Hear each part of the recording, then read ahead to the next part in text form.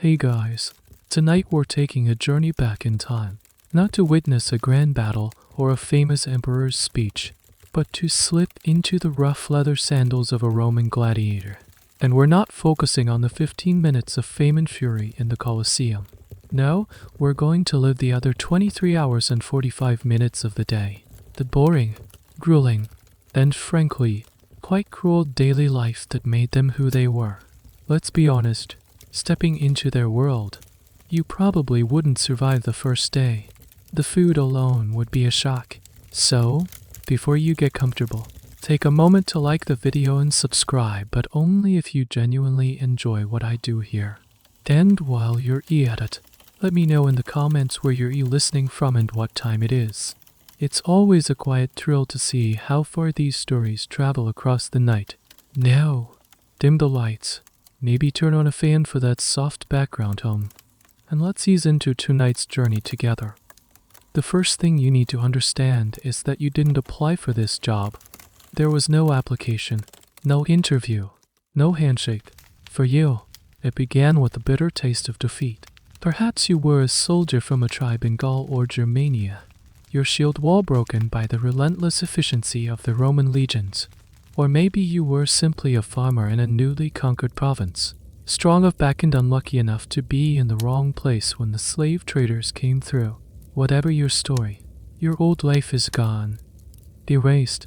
Now, you are property.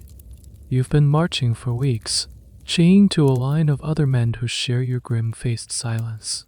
The dust of the road cakes your skin, and the Latin barked by the guards is a harsh, alien sound.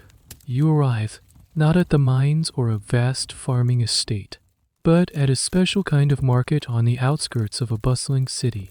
Here, the merchandise is appraised for a very specific quality combat potential. The man walks down the line. He is not dressed like a wealthy senator. His clothes are practical. His hands are calloused, and his eyes are sharp, calculating. This is Rudis, the owner and head trainer of a gladiator school, or Rudis. He stops in front of you. He grabs your jaw, forcing your mouth open to inspect your teeth, a primary indicator of age and health in the ancient world. His rough thumb presses into your biceps, your calves. He makes you lunge, turn, swing your arms.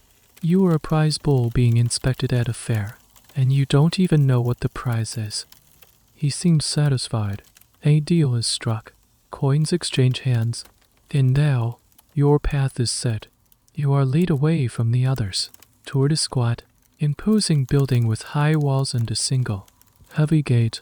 Before you enter, you are made to take an oath, the Sacramentum Gladiatum. A guard recites the words, and you are forced to repeat them, sealing your fate. You swear to be burned, to be bound, to be beaten, and to be killed by the sword. It's a terrifyingly poetic contract, a complete surrender of your body and will. It's one of the few things that legally separated a gladiator from a common slave. You have willingly accepted this path, even if that willingness was born from the threat of a far worse fate. This is a cold, hard fact of your new life. Here's a little detail you wouldn't expect this of. This total submission was your entry ticket into a boss or new society. You were no longer just a captured barbarian or a common criminal. You were now something more, something destined for the arena. Historians still debate the true legal and social standing this oath conferred. Did it offer a twisted form of honor, elevating you above other captives, or was it merely a piece of psychological theater, designed to break you completely before your training even began? The truth is likely somewhere in between, a gray area where survival and submission became the same thing. Your new owner, the Rudis, leads you toward the gate. He paid a good price for you. You're an investment, and he expects a return. The heavy wooden gate groans open, revealing a dusty courtyard within. The air inside smells different, a thick, earthy mix of sweat, damp hay, oil, and something faintly metallic, like old blood. The sounds are a low chorus of grunts, the rhythmic thud of wood hitting wood, and the distant, indistinct murmur of men's voices. The gate clangs shut behind you. the sound echoing with a grim finality. The world you knew is gone. This is your home now. Welcome to the Rudis. The courtyard is the heart of this place. The sun beats down on the packed earth, and the air is thick with a fine haze of dust kicked up by dozens of barons and lead feet. All around you, men are trading. They move with a purpose that is both terrifying and mesmerizing. In one corner, a group practices lunges in unison, their movements synchronized to the sharp clap of a wooden staff wielded by a grizzled instructor. In another, two men circle each other, their wooden swords heavy and blunt clashing with a dull, percussive thud that echoes off the high stone walls. You see bodies glistening with a mixture of sweat and oil, muscles straining under the effort. There is no wasted motion here. Everything is drilled, repetitive, and economical. This is not a brawl, it's a grim, physical science. Your new owner, the Lonestay, gives you a shove, propelling you forward. A guard, a large man with a bored expression and a cudgel hanging from his belt, takes over, leading you along the perimeter of the courtyard. You get a better view of the architecture now. The school is built like a small fortress. The training yard is enclosed on all sides by a two-story structure. The ground floor is lined with heavy, wooden doors, each with a small, barred window set high in the frame. These are the cells, the cell B, where you and the other gladiators will sleep. They look more like animal pens than human quarters. Above the cells, a wooden gallery runs the length of the building, offering a vantage point for instructors or the Lonestay to observe the training below. You also spot a larger building that seems to be the mess hall, another that reeks of smoke and clanging hammers, the forge and armory, and a separate, cleaner-looking structure you'll later learn as the infirmary, or Sania room.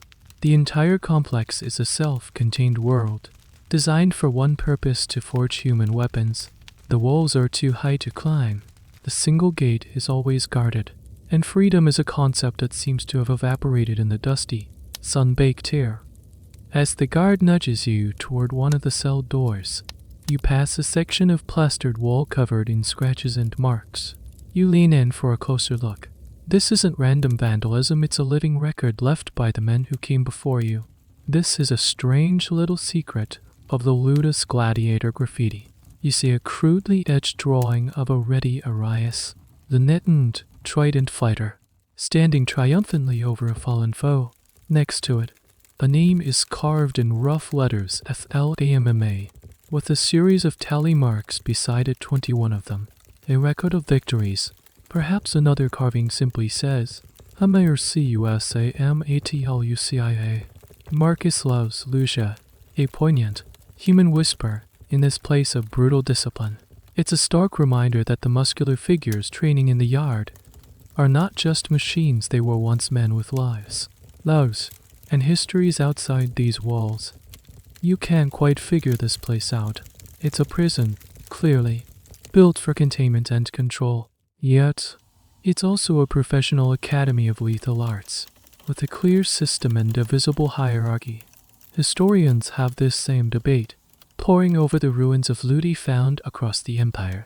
They argue whether these schools were universally brutal slave pens where men lived in constant fear, or if some, particularly the larger, state-sponsored imperial schools, like the famous Ludus Magnus, next to the Colosseum, fostered a strange kind of professional camaraderie, almost like an elite sports team. The truth, you suspect as you stand here, probably depended entirely on the character of the Lonestay who ran the place. And you haven't yet decided if your new owner is a monster, or just a very shrewd businessman who protects his investments. The guard stops at a door, fumbles with a large iron key, and pulls the heavy wood open. He gestures for you to enter. The cell is small, perhaps 10 feet by 10 feet. A thin ray of light filters through the high, barred window, illuminating floating dust motes. There are 2, maybe 3, simple straw-filled pallets on the floor. It smells of old straw and unwashed bodies. This is it, your new room. You might even have roommates.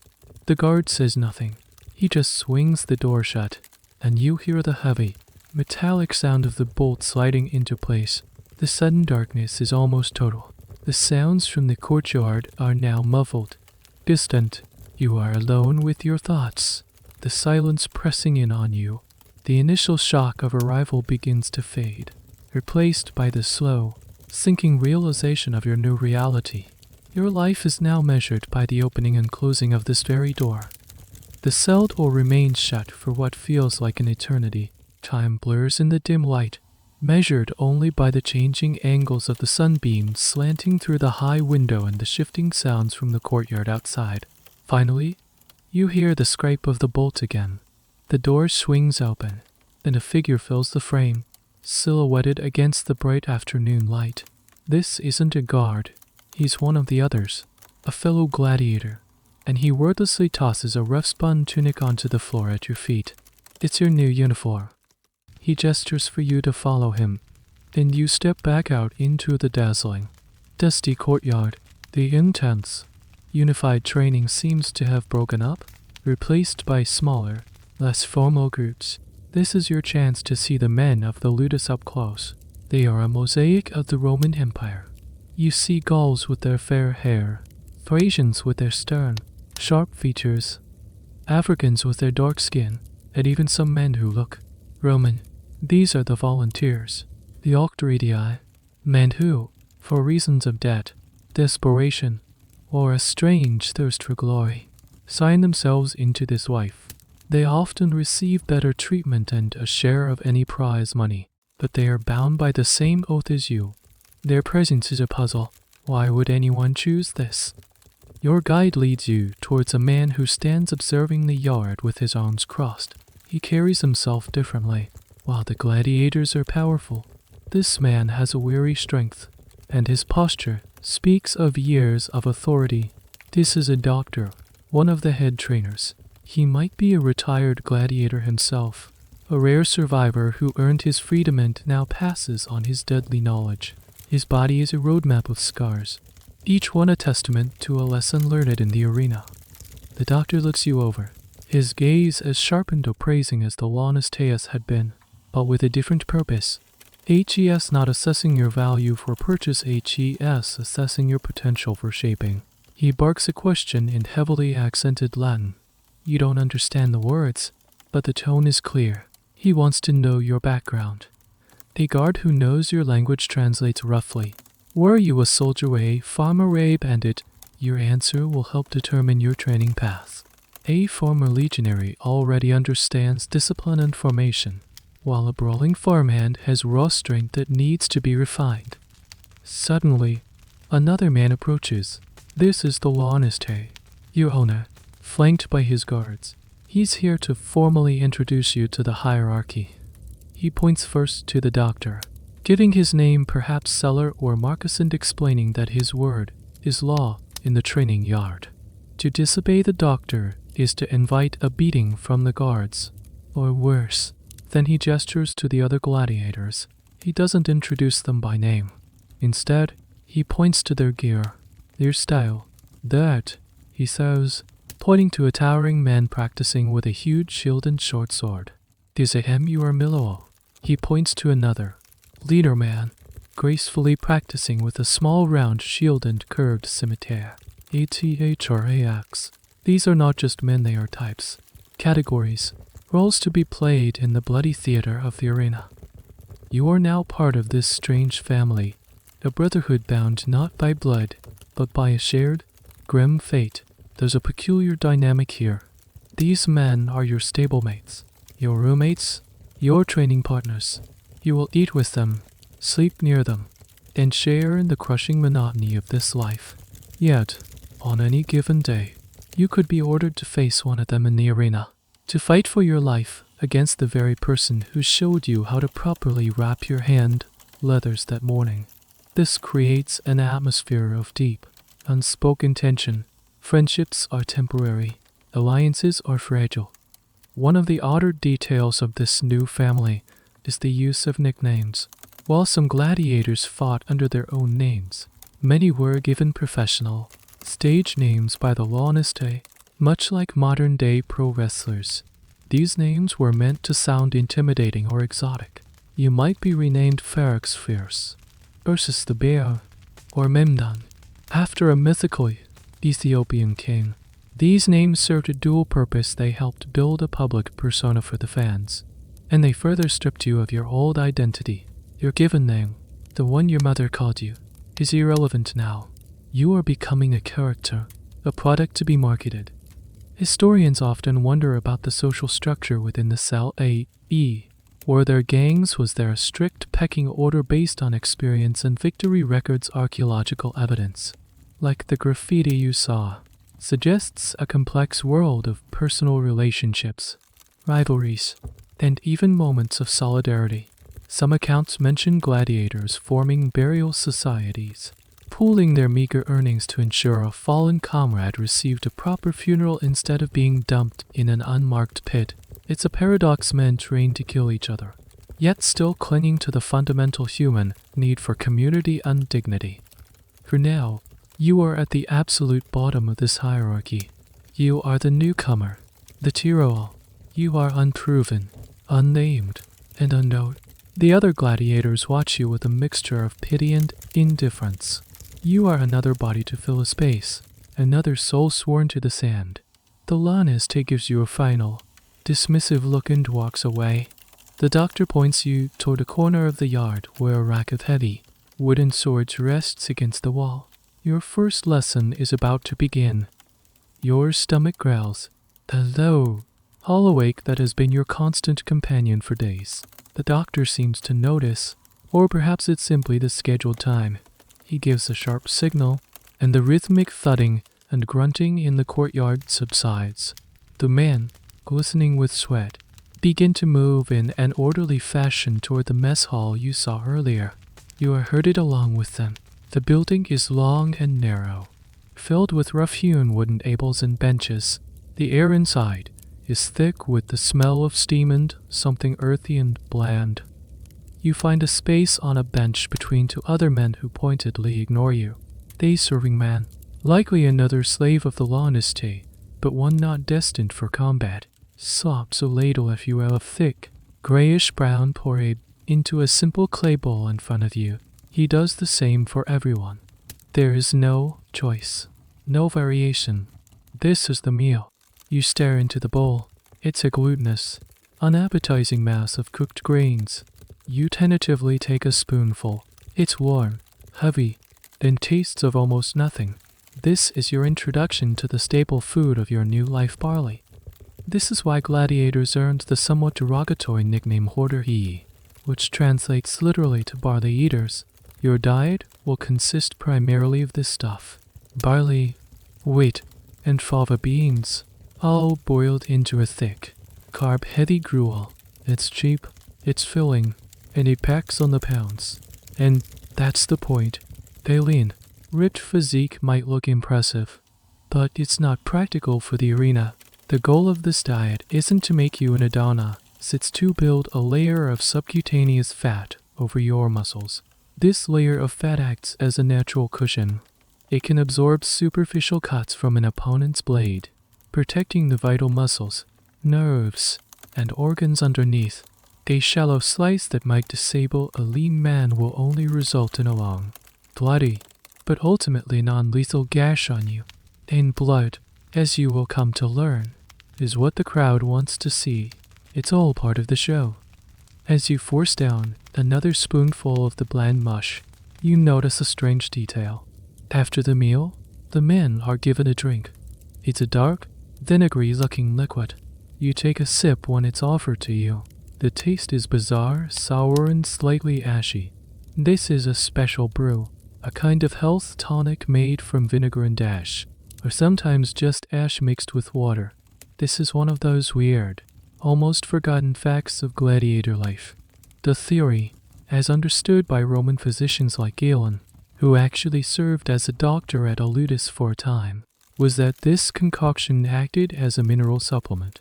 The barley-heavy diet, while high in carbohydrates, was critically low in things like calcium. Weak bones are not an asset in your line of work. The ash, rich in minerals, was thought to fortify the skeleton. Whether it actually worked is another question.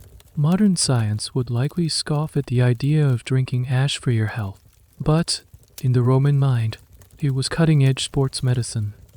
You look around the hall. The men eat quickly and silently. There's no conversation, just the scraping of spoons against clay bowls. The meal is for function, not for pleasure. This is fuel, nothing more.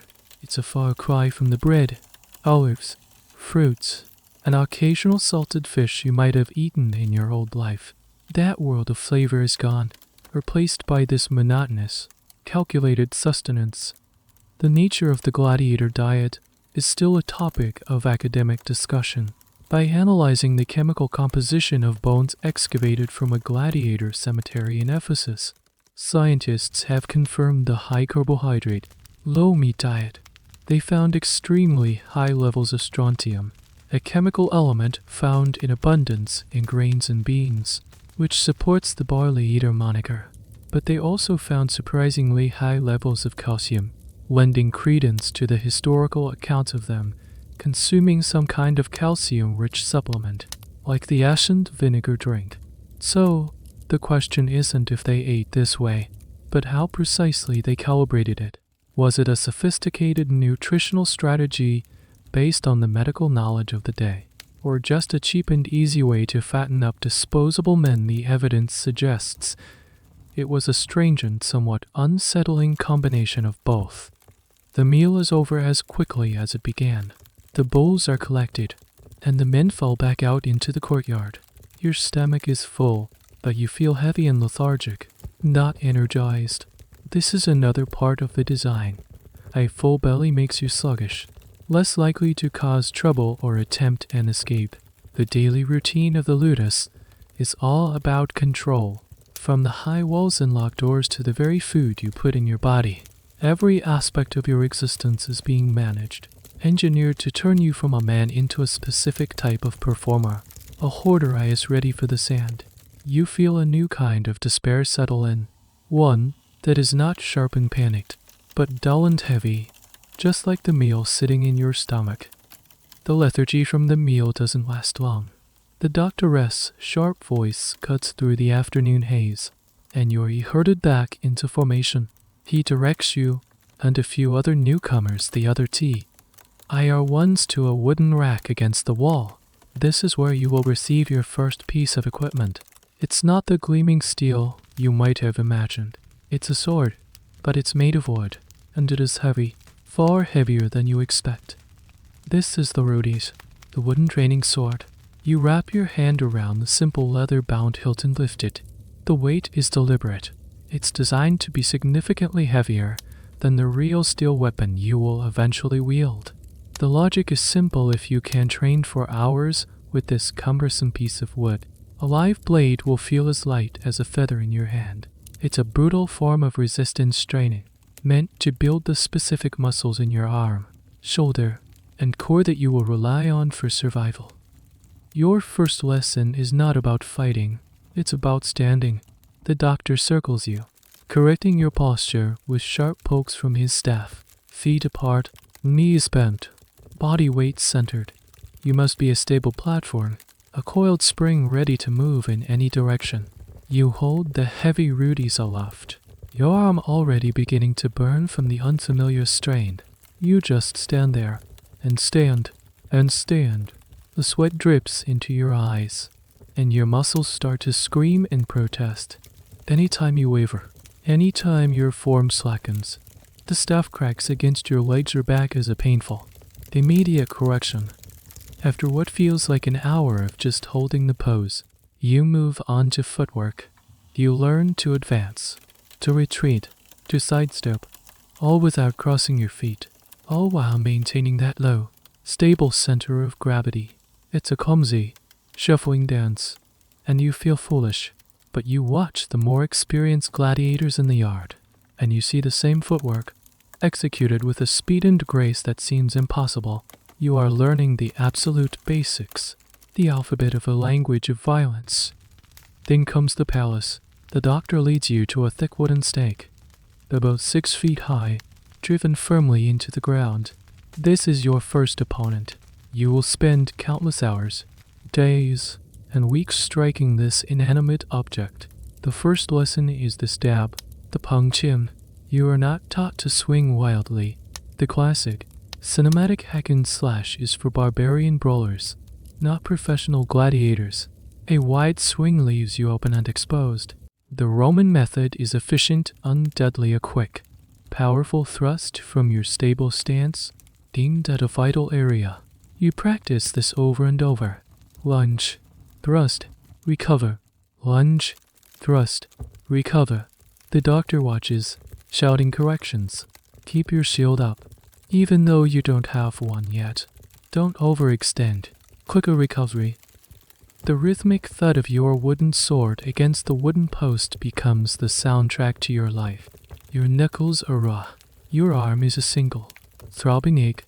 But you continue. You have to. Failure is not an option. The discipline is relentless. This repetitive, mind-numbing drill is the core of your existence.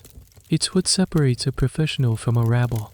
The movements are being burned into your muscle memory, so that in the heat and terror of the arena, your body will react without conscious thought.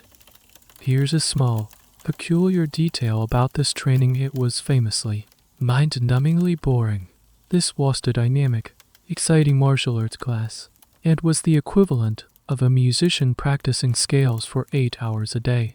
The Roman military and gladiatorial combat doctrine was built on a foundation of endless repetition. The belief was that creativity and flair were useless without a flawless command of the fundamentals. This is why a small, disciplined Roman force could often defeat a much larger, more chaotic tribal army. They didn't get tired of the basics. For you, the palace is your new reality. It doesn't get tired, it doesn't feel pain, and it never makes a mistake. It is the perfect, implacable training partner. Historians have debated the psychological impact of this training methodology.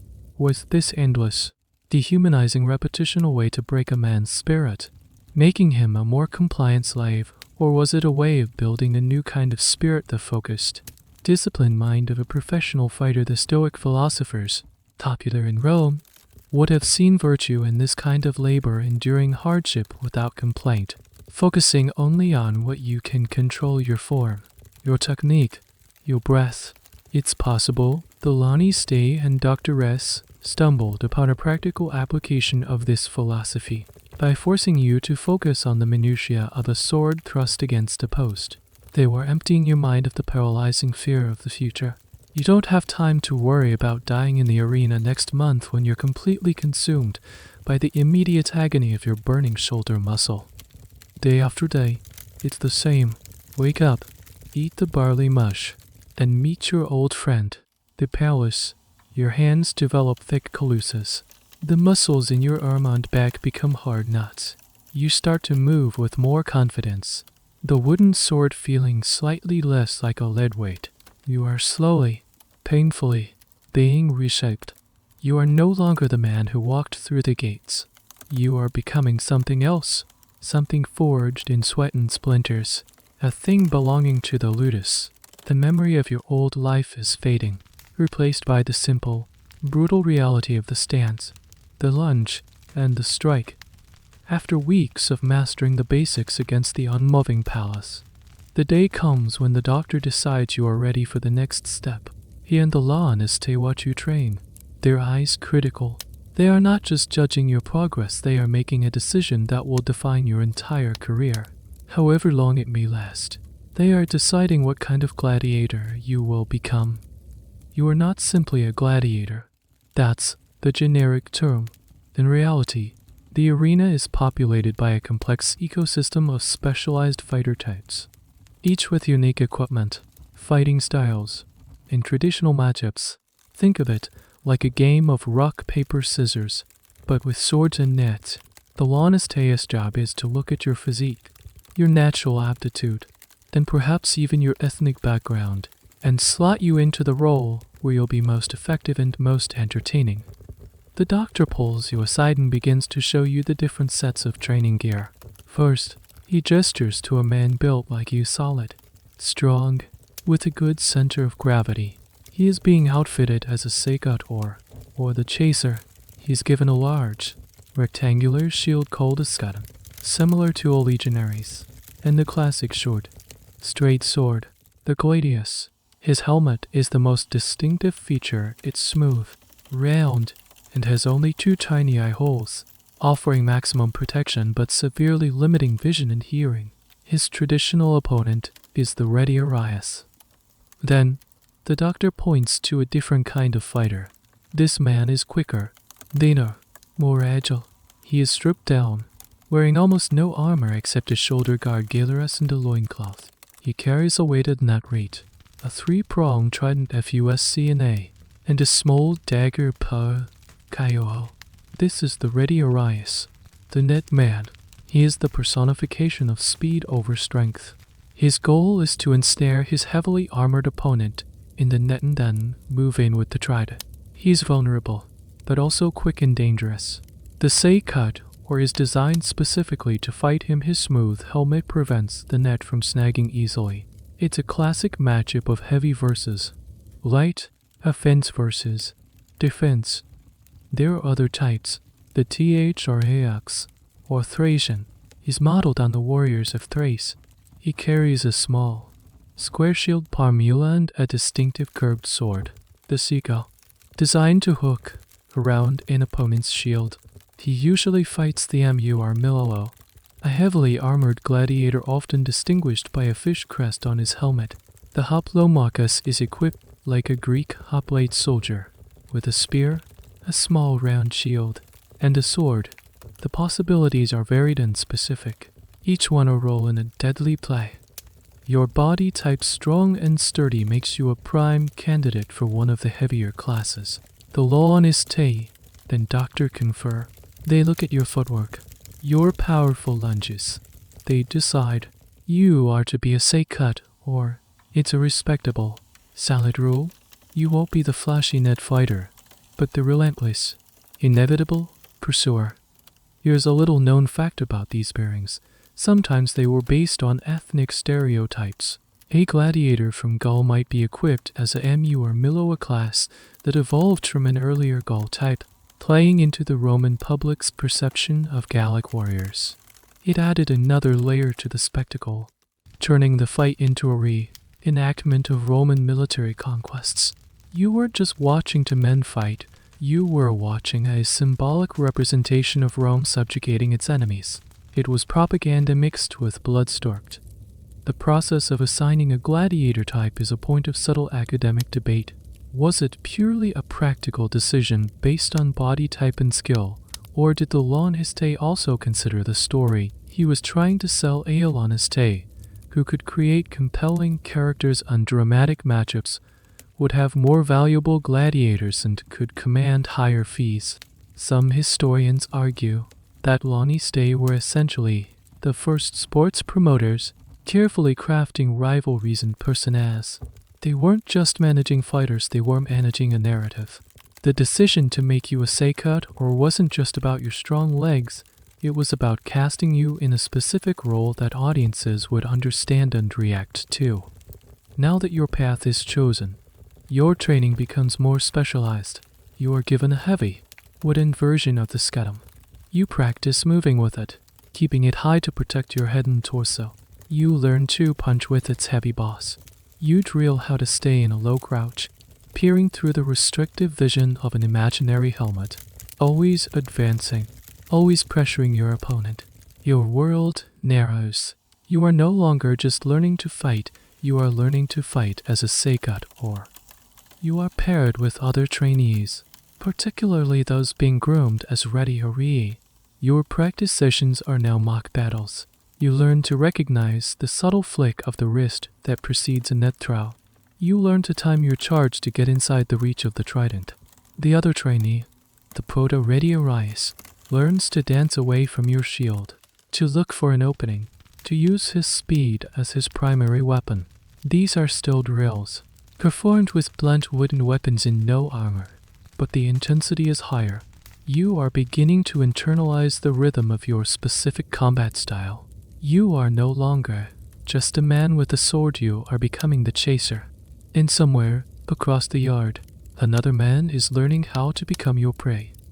The day you stop training with a purely imaginary helmet and shield is a significant one. After weeks of mastering the movements with wooden analogs, the doctor finally leads you to the armory. The armamentomy. The air here is different from the rest of the Rudis. It smells of metal, oil, and leather.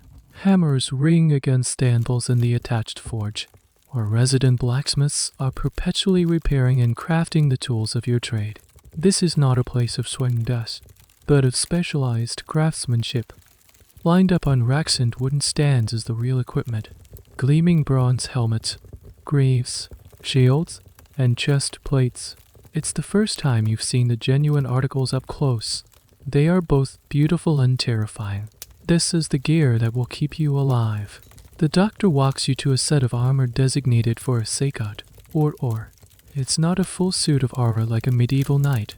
A gladiator's protection was deliberately incomplete, designed to protect some areas while leaving others vulnerable to create a more exciting fight. First is the helmet. He hands it to you. It's made of bronze and weighs more than you can believe. You run your hand over its surface. As a Seikot, or your helmet is smooth and featureless, almost like a metal skull. To prevent the ready Arias S net from snagging, you lift it and place it over your head. The world instantly transforms. Your vision is reduced to tiny, circular holes. Your hearing is muffled, dominated by the sound of your own breathing, which echoes nerve-wracking inside the metal chamber.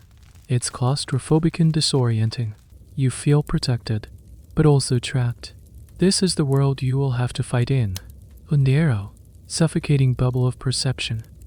Next comes the Medica, the arm guard. It's a series of overlapping leather or metal segments, fitted to your sword arm. From the shoulder to the wrist, it's tied on tightly, restricting your movement slightly but offering crucial protection for your most important limb. Then, a greave, or okri, a shin guard made of bronze, is strapped to your left leg, the leg that you present to your opponent. Your right leg is left bare. Again, partial protection. It forces you to be mindful of your stance and guard. Finally, you are given your shield, the scatum. It's not made of solid metal that would be far too heavy. It has a wooden core, covered in leather, with the rimming central boss protected by bronze. Still, it is immensely heavy and cumbersome. You practice the movements, you learn it, but now with the true weight and balance. Your arm, strong from the heavy Rudis, can now handle the shield, but it's still a struggle. The sheer physical burden of your equipment is immense. You will have to fight not just your opponent, but also the exhaustion that comes from carrying all this weight under the hot sun. A strange little detail you notice is the level of decoration on some of the armor pieces. Even on the training sets, you see intricate carvings and embossed patterns. Lions, eagles, griffins, and images of the gods. This was just for protection, it was part of the spectacle. A gladiator was meant to look impressive, larger than life. The ornate armor helped create this image. Some of the most successful gladiators had their own custom-made armor, like a modern athlete's signature shoes. Their gear became part of their brand. Historians and archaeologists still marvel at the craftsmanship of surviving gladiator armor. These were not crude, slapped together pieces of metal. They were highly engineered, often beautiful objects. This leads to an ongoing debate how much of the design was for practical protection, and how much was for pure theatricality. The Seikot, or S-helmet, is a perfect example. The tiny eye holes offer incredible protection from a trident's prongs, a very practical feature. However, the claustrophobic design also dramatically increases the fighter's distress and fatigue, which could be seen as a theatrical element, making his eventual victory or defeat more dramatic. The armor is a perfect symbol of the gladiator himself, part athlete, part entertainer, with the line between sport and spectacle constantly blurred. You spend the rest of the day just moving in the armor, walking, lunging, ducking. You feel slow, clumsy, like a tortoise trapped in its shell. The doctor makes you perform the same drills you've been doing for months, but now under the full weight of your gear. The sweat pools inside your helmet. The leather straps chafe your skin. You stumble, off balance, and the doctor's staff is there to remind you of your sloppiness. By the end of the day, when you are finally allowed to remove the armor, your body is a canvas of sore muscles and raw skin. The relief is instantaneous and profound. You can see and hear clearly again. Your limbs feel impossibly light. You now understand that a huge part of your training will be simply conditioning your body to endure the armor. It is both your greatest defense and a significant burden. You look at the bronze helmet sitting on the ground. It looks like a silent, alien face staring back at you. You have to learn to make that thing a part of you, an extension of your body. Your survival depends on it. Now that you are accustomed to the weight of your armor and have a chosen specialty, the focus of your training shifts. You still practice with the Rudis in the palace every day, reinforcing the fundamentals, but your partner drills become more complex. The doctor begins to teach you something that seems counterintuitive.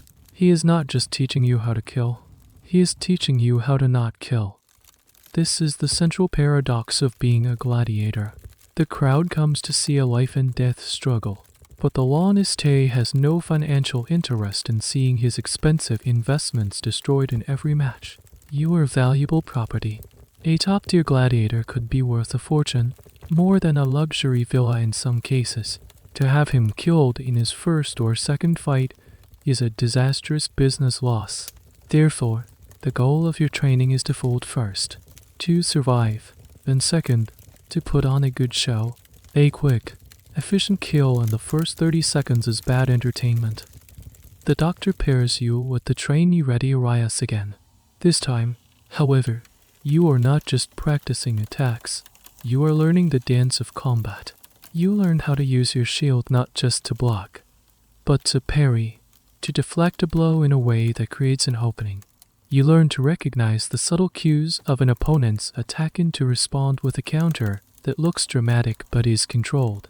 You practice a series of choreographed seeming moves, a sort of kata for gladiators. Strike, parry, riposte. It's about creating a compelling narrative in the ring. A back and forth exchange, a near miss, a dramatic recovery from a stumble. These are the elements that make the crowd roar. You are taught to wound, not to kill. A deep dash on a leg or arm that produces a lot of blood is highly dramatic but often not life-threatening. The doctor points out the target areas on your partner's body, and just as importantly, the areas to avoid. A thrust to the thigh is good. A thrust to the neck or deep into the torso is a last resort. Your value lies in your ability to perform repeatedly. A dead gladiator can't fight next month. Here you learn a fascinating and often misunderstood aspect of gladiatorial combat: the role of the referee. In almost every match, there would be at least one referee, the sumo Rudis, often an experienced former gladiator himself, identifiable by his tunic and long staff. He wasn't just there to watch. He would enforce the rules of the specific pairing, stop the fight if a gladiator's equipment broke, or even pause the action to give pointers or correct poor technique. Like a coach in a boxing match, sometimes he would declare a stance, a stalemate, if both fighters were too exhausted to continue but had fought bravely. This wasn't a lawless brawl, it was a regulated, officiated combat sport, albeit a brutal one. The existence of these referees and rules challenges the popular image of gladiatorial combat as a simple, bloody free for all. It feeds into the academic debate about the nature of the games. Were they closer to a modern, high-risk sport like MMA, with a complex rule set into focus on athletic performance, or were they primarily a form of ritualized human sacrifice? A spectacle of death designed to appease the mob. The presence of the sumo Rudis strongly suggests that, at least in the imperial era, skill and performance were just as important, if not more so, than the final outcome of life or death. The crowd didn't just want blood, they wanted to see artful bloodletting. So you practice. You and your partner. the ready Rudis. Learn to read each other's rhythms. You learn how to make a blocked blow sound and look impactful. With a loud clang of wood on wooden to theatrical stagger, you learned how to fall safely, to make it look like a devastating knockdown without actually breaking a bone. It's a strange mix of martial skill and stage acting. You are becoming an actor in the most dangerous play ever staged.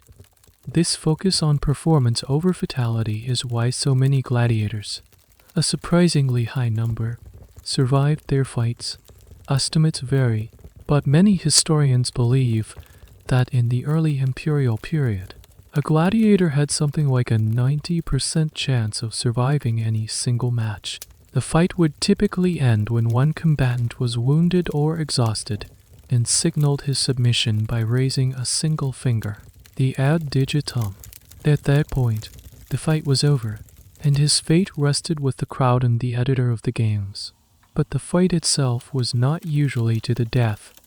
You internalize this lesson.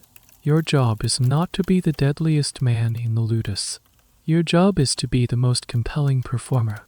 You need to be skilled enough to defend yourself, strong enough to endure, and theatrical enough to win the crowd's affection. Because in the end, it is their roar, their cheers, and their waving handkerchiefs that will influence the thumb of the man in the high seat. Your survival depends not just on your sword, but on your showmanship. And so, you dance, you and your future opponents, learning the steps to a waltz of non-lethal violence, hoping you're good enough at the performance to avoid the real thing. One afternoon, during a particularly grueling training session, you misjudge a lunge from your partner. The blunt wooden right, meant to be parried, slips past your shield and smacks hard against your ribs. The pain is sharp and immediate, knocking the wind out of you. You stumble back, clutching your side. The doctor instantly halts the practice. This is not a moment for punishment, it's a moment for damage assessment. He presses firmly on your ribs, his experienced fingers probing for the telltale signs of a break. You wince, but it seems nothing is broken, just severely bruised. Two guards help you limp away from the training yard, not back to your cell, but to the one building in the Rudis. You haven't entered yet, the infirmary, or Sania room. This is where you encounter one of the biggest paradoxes of your life as a gladiator. You are a slave, destined for a violent and potentially short life. Yet, you are about to receive some of the best medical care available in the Roman world. The Lawn Este may be a harsh master, but he is also an investor. He will not let his expensive property be diminished by an infection or a poorly set bone. An injured gladiator is an unearning asset. Therefore, a good Rudis had a dedicated medical staff on site. The Sania room is cleaner and quieter than the rest of the school. It smells of astringent herbs and clean linen, a sharp contrast to the sweat and dust outside.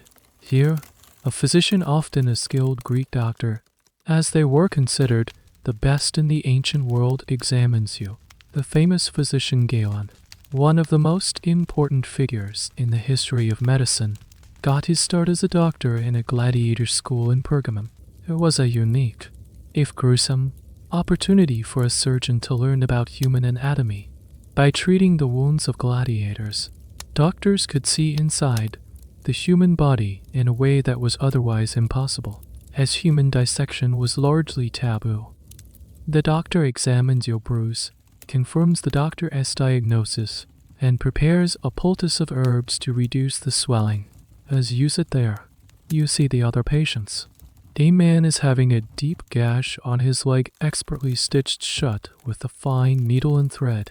Another is having a dislocated shoulder carefully manipulated back into its socket. The level of care is astonishing. They have specialized surgical tools, forceps, scalpels, probes, all meticulously clean. They understand the importance of hygiene, washing wounds with wine or vinegar to act as an antiseptic. This advanced medical care is a little-known aspect of the gladiatorial world. We tend to imagine them as brutes who were simply patched up crudely or left to die. The reality was far more sophisticated. The knowledge gained in the Sania room had a ripple effect throughout Roman medicine.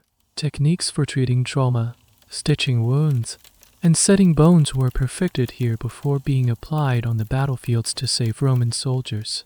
In a strange way, the bloody business of the arena advanced the science of healing. As your rib is being treated, you overhear a conversation between two of the medical staff. They are discussing the case of a famous gladiator who had been wounded in the arena. The doctor is prescribing a specific diet for him, rich in certain foods believed to promote healing. This hints at another layer of their expertise: rehabilitation and physical therapy. A gladiator's recovery was actively managed to get him back into fighting shape as quickly as possible. This included not just wound care, but also massage with oils to soothe or muscles and carefully structured exercises to regain strength and flexibility. The existence and quality of this medical care is a subject of ongoing study, often pieced together from the writings of physicians like Galen and archaeological finds.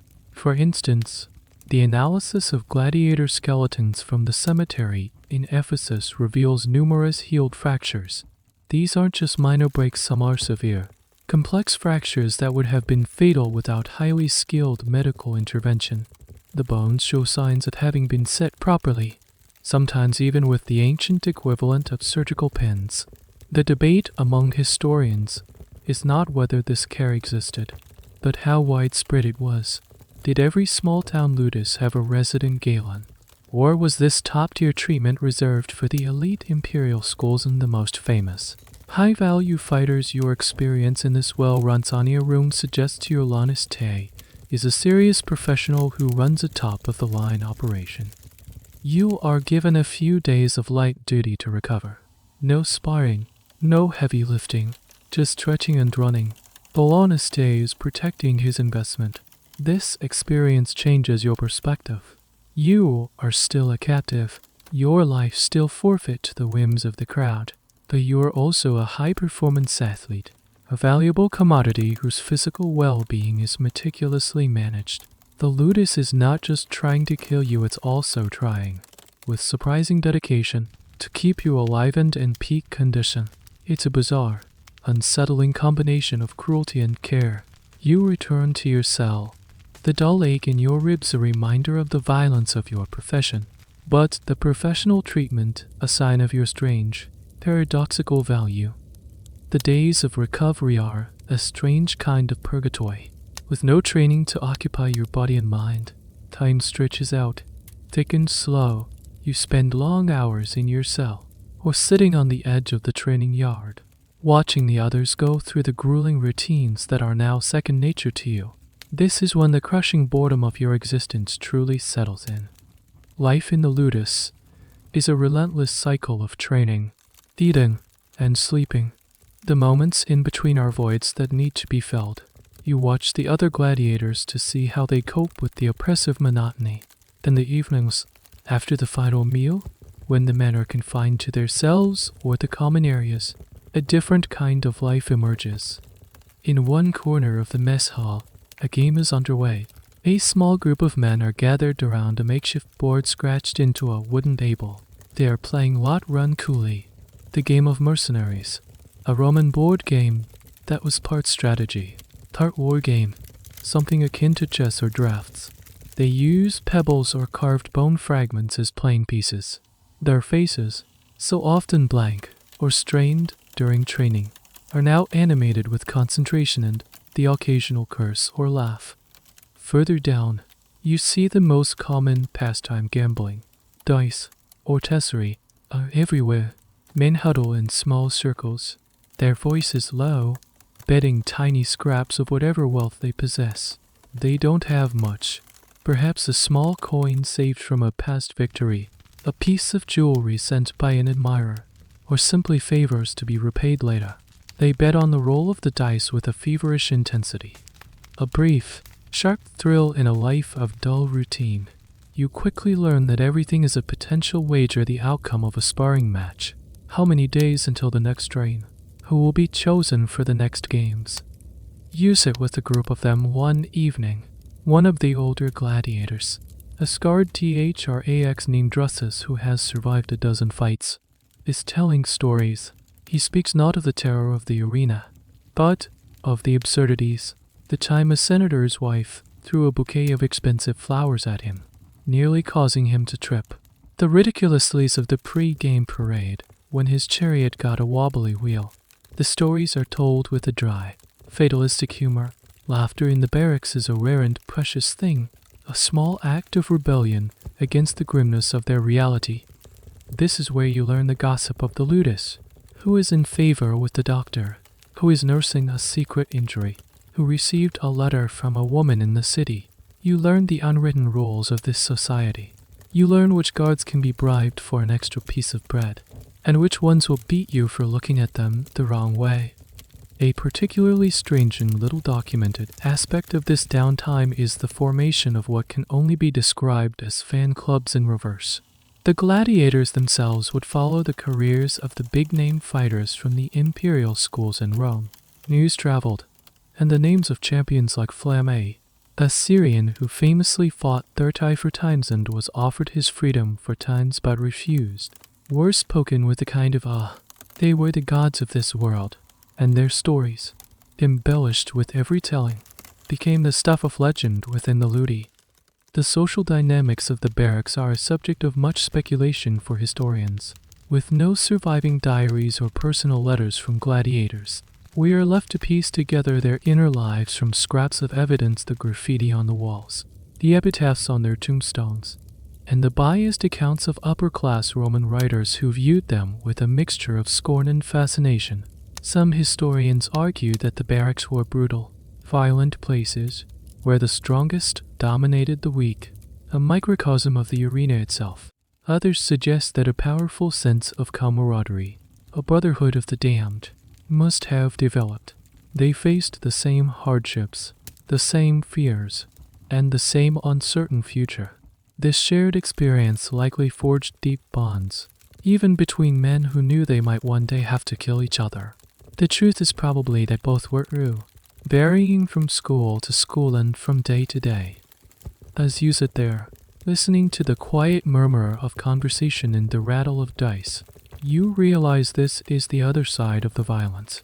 This is the human part, the part that endures. These men are not mindless killing machines. They are bored, scared, and trying to find small ways to feel normal in an utterly abnormal world. They share jokes, hold grudges, dream of freedom, and gamble on the toss of a bone, all while waiting for the day their name is called. The bonds you form in these quiet moments are as real as the training. You are learning to be a part of this strange, broken family, held together by the shared weight of the hours between the brutal moments of purpose. Weeks turn into months. The initial shock and terror have faded, replaced by a hardened resignation. Your body is transformed, a powerful machine conditioned by endless drills. Your mind, too, has adapted. You found your place in the rhythm of the Rudis. And then, something strange starts to happen. It begins with a guard, one of the more lenient ones, who starts calling you by your new ring name, SCI Evolefti, with a hint of something that isn't just derision. It almost sounds like respect. One day, the law estate brings a visitor to the training yard. HES, a wealthy Roman citizen, a patron, dressed in a fine toga. HES, not here to buy a gladiator, but to watch them train, like a wealthy horse owner visiting his stables. His eyes linger on you as you go through your drills as a seikut, or you execute a perfect lunge and parry sequence with your partner. The patron murmurs something to the lawn estate, who smiles. After they leave, the doctor gives you a nod of approval. You've impressed someone important. The true weirdness begins when you are allowed a supervised trip into the city, part of a small group sent to fetch supplies. As you walk through the crowded market, shackled and under heavy guard, you notice people staring. But it's not the usual look of fear or pity that slaves receive. You see a group of young boys pointing at you, whispering your name. A merchant nods at you. A woman, from a respectable family by her dress, meets your gaze for a moment longer than necessary. It's a deeply unsettling feeling. You are a prisoner, a man with no rights. Yet, in the eyes of these people, You are a celebrity. You are living one of the greatest contradictions of Roman society, the infamia paradox. Legally, as a gladiator, you are infamies disgraced. You are on the same social and legal footing as prostitutes and actors. You cannot vote, hold public office, or even make a will. You are, in the eyes of the law, a non-person, yet, at the same time, successful gladiators were some of the most famous and adored figures in the empire. They were the rock stars, the superstar athletes of their day. You start to see evidence of your buzz or fame on a wall in the city. You see a painted advertisement for an upcoming games. Then your name is there, rendered in bold, red letters, children by clay figurines of famous gladiators. The image of a THRAX or a Rudis is a common motif on lamps, mosaics, and pottery. You are a brand, a commercial product. One of the strangest pieces of evidence of this celebrity culture comes from a very weird place: women's beauty products. A popular cosmetic accessory for wealthy Roman matrons was a strigil, a tool for scraping off sweat and oil after bathing. Some of these women would pay a premium to buy a strigil used to scrape the sweat from a victorious gladiator. It was believed that this gladiator brand cosmetic had aphrodisiac qualities and could improve the complexion. The idea of a high society woman anointing her face with your grime is both absurd and a testament to your strange new status. This dual status of gladiators as legally disgraced, but popularly idolized, has long fascinated historians. What does it say about Roman culture that they could so completely separate a person's legal status from their public persona? Some argue it shows a deep-seated hypocrisy in Roman values. They publicly praised civic virtue and honor, while privately indulging in the worship of men who were legally defined by their lack of it. Others see it as a very modern form of celebrity culture, where the performer's on-stage persona is all that matters to the public, regardless of their personal life or social standing. The debate continues, but for you, the reality is a confusing mix of shame and pride. Back in the Rudis, this fame starts to have tangible benefits. A package arrives for you, sent by an anonymous admirer. Inside is a small sum of money and a finely made leather strap for your shield. These gifts become more common as your reputation grows within the city circles of aficionados. This private income is yours to keep, to gamble with, or to save. Some gladiators, the most successful ones, could earn enough prize money and gifts to eventually buy their freedom. Though this was rare. This newfound fame changes your relationship with the law. You are no longer just another anonymous investment. You are a rising star, a potential cash cow. His treatment of you becomes slightly better. Your food might have a bit more flavor. The guards might be a little less harsh. You are becoming too valuable to abuse carelessly. You are still his property, but now you are a prize property. It's a precarious position. Your value is directly tied to your performance. A bad showing, a loss, or a serious injury could send you tumbling back down to anonymity. But for now, you walk through the courtyard with a new confidence. You are no longer just a prisoner. You are Sciava, the Seikad, or then the people are starting to know your name. As the days turn into weeks, and the abstract idea of a real fight looms ever closer, a new element enters the life of the Rudis superstition. The closer you get to the arena, the more the men around you turn to rituals, omens, and the favor of the gods. The discipline of training can prepare your body, but it does little to quiet the fear that gnaws at your mind in the dead of night. You start to notice the small, secret rituals. Before a sparring session, one of the older Gauls will quietly trace a symbol in the dust with his toe. Another man, a Thracian, mutters a short prayer to a small, carved figurine he keeps hidden in his cell. These are not grand religious ceremonies, they are small, personal acts of hope in a hopeless situation. You learn that certain things are considered bad omens. A raven cawing over the training yard, might cast a pall over the entire day. Stumbling with your left foot as you enter the mess hall is a terrible sign. These might seem foolish, but in a world where your life is utterly out of your control, finding patterns and portents, even negative ones, is a way of imposing a kind of order on the chaos. It's a way to feel like you have some insight, some control over an unpredictable fate. The gods are a constant, invisible presence, while gladiators came from all over the empire, with their own native deities. Many adopted Roman gods associated with strength, luck, or death. Mars, the god of war, is a popular figure to appeal to, but the most important deity in the gladiatorial world is Nemesis, the goddess of vengeance, fate, and divine retribution. She was the goddess who ensured balance, who humbled the proud and punished the wicked. For a gladiator, whose life was subject to the whims of fate, Nemesis was a powerful and relatable figure. Shrines to Nemesis, called Nimsi, were a common feature at almost every amphitheater and Rudis. You see the one at your school. It's a small, simple altar in a quiet corner of the complex. Before any important event, gladiators will leave small offerings there, a bit of their food, a carved token, or just a silent prayer. They asked for her favor, not necessarily for victory, but for a fair fight, for a fate that is deserved. They pray that the odds will be balanced, that they will not fall victim to a random slip or a piece of faulty equipment. One of the more peculiar and lesser-known superstitions revolves around a gladiator's own blood. A small cut during training was sometimes seen as a positive sign. The belief was that by paying the arena's spirits with a little blood beforehand, you could avoid paying with your life later on. Some men would surreptitiously dab a bit of their own blood onto a charm or an amulet, a kind of magical inoculation against a fatal wound. This was a form of sympathetic magic, a deeply ingrained folk belief that existed far outside the official state religion.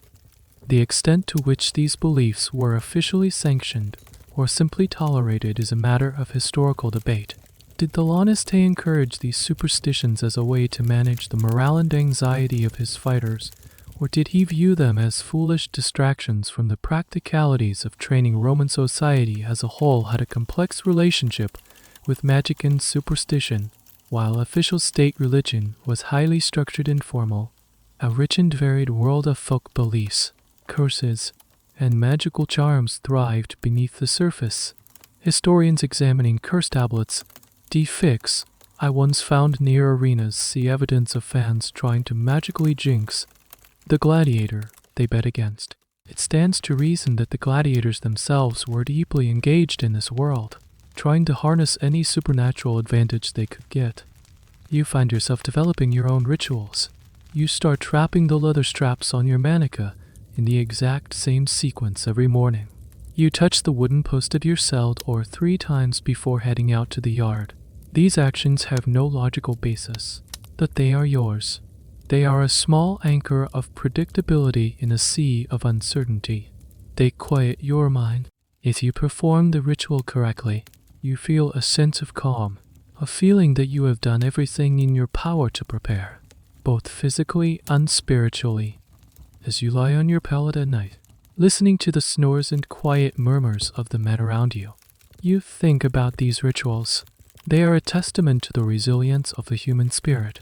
Even here, in a place designed to strip you of your humanity and turn you into a weapon, you and your fellow gladiators find ways to assert your individuality and your hope. You look for meaning in the flight of a bird. You bargain with gods of fate, and you create tiny, personal ceremonies to ward off the darkness. It's a quiet, desperate magic, and it's one of the few things, along with your training, that you have to cling to as the day of your first real combat approaches. The announcement comes without warning.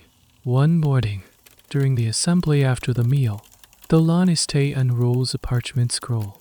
He is not addressing the group as a whole. His eyes scan the ranks, and he begins to read out names. These are the men who have been contracted to fight in the upcoming Manas. The public games being sponsored by a local magistrate in 2 weeks' time. He reads the first name, then the second. They suck. Heavy silence falls over the courtyard. The only sound is the lawn estate's voice, crisp and businesslike. The end. He says your name. Desiaeva. The Seikat or?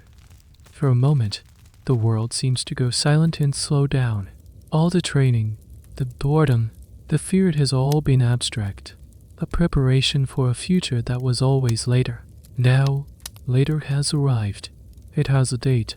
A knot of ice forms in your stomach. You look around at the other men whose names were called. Some stand stoically, their faces unreadable masks. Others have a flicker of fear in their eyes. One young Tyrrell, chosen for his first fight, looks pale and sick. The lawn estate continues, reading out the parents. You are matched against a ready Arias from a rival Rudis in a nearby town. His name is Leo. You've never seen him, but you can already picture him quick, weary, and expert with the net and trident. Your entire training has been building towards this one confrontation. Once the list is read, the atmosphere in the Rudis changes palpably. You and the others who were chosen are now different. You are set apart. Your training regime intensifies. The doctor works you to the point of collapse, sharpening every technique, eliminating every flaw.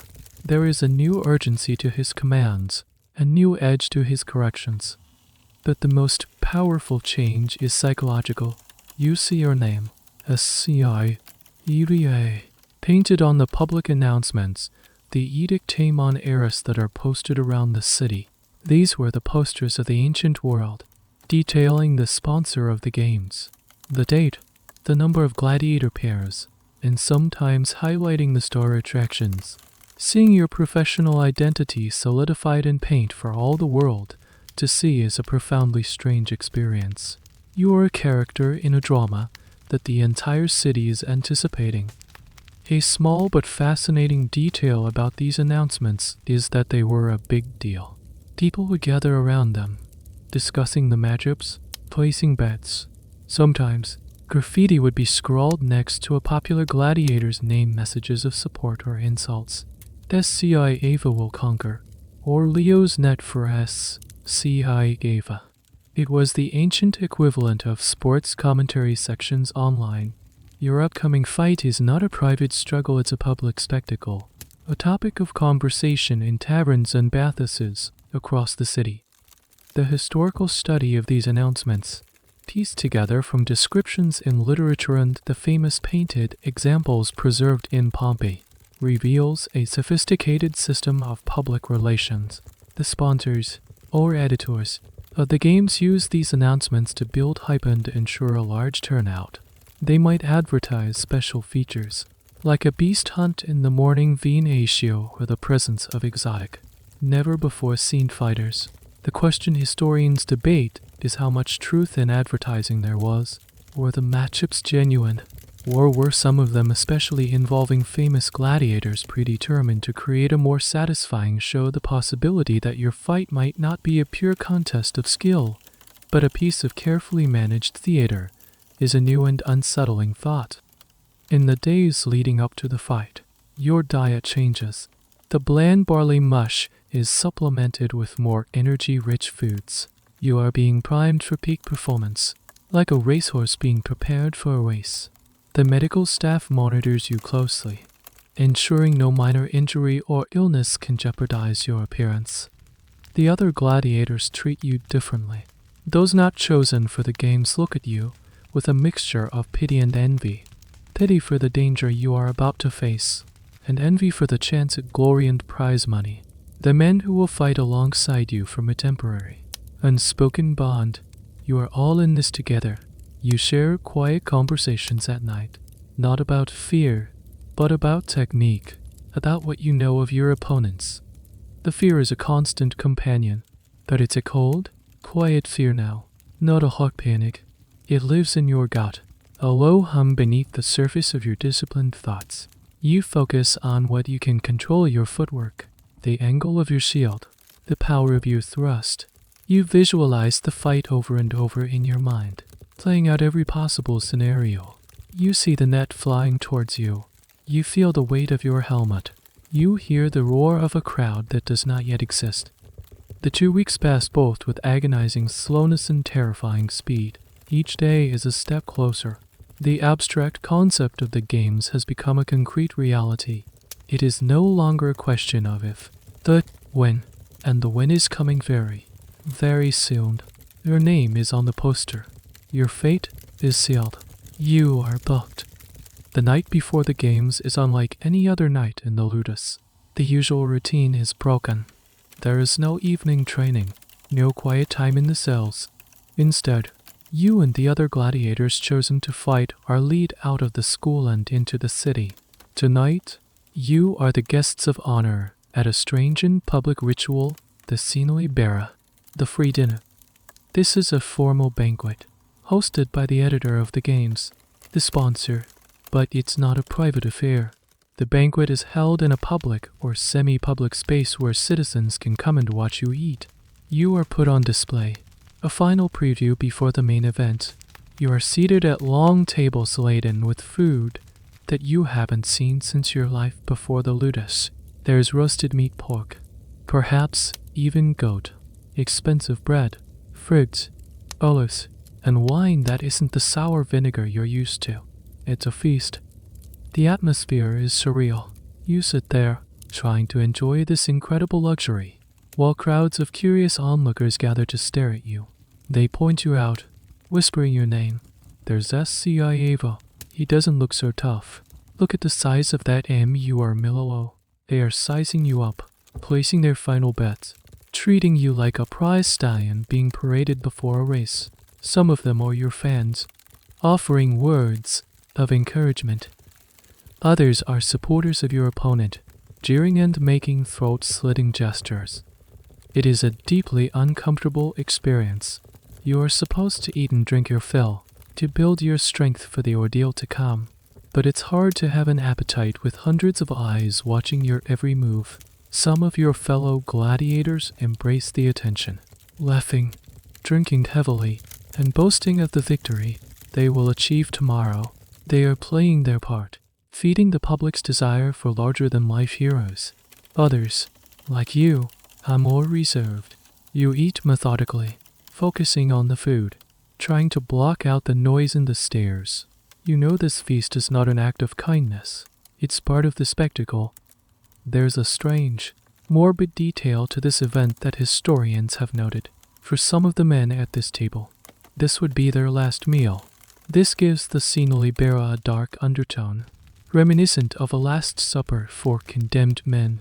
And in fact, some ancient writers, like the Christian theologian Tertullian, viewed it exactly this way, condemning the ghoulish spectacle of watching men feast on the eve of their potential death.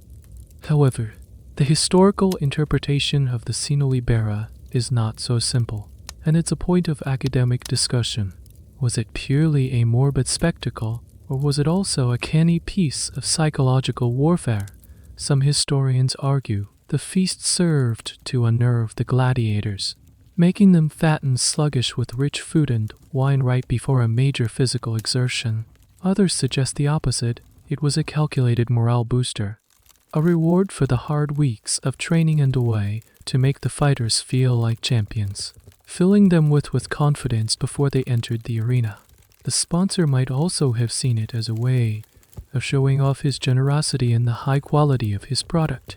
The truth is likely a mix of all these things, part marketing, part psychological manipulation, and part genuine feast.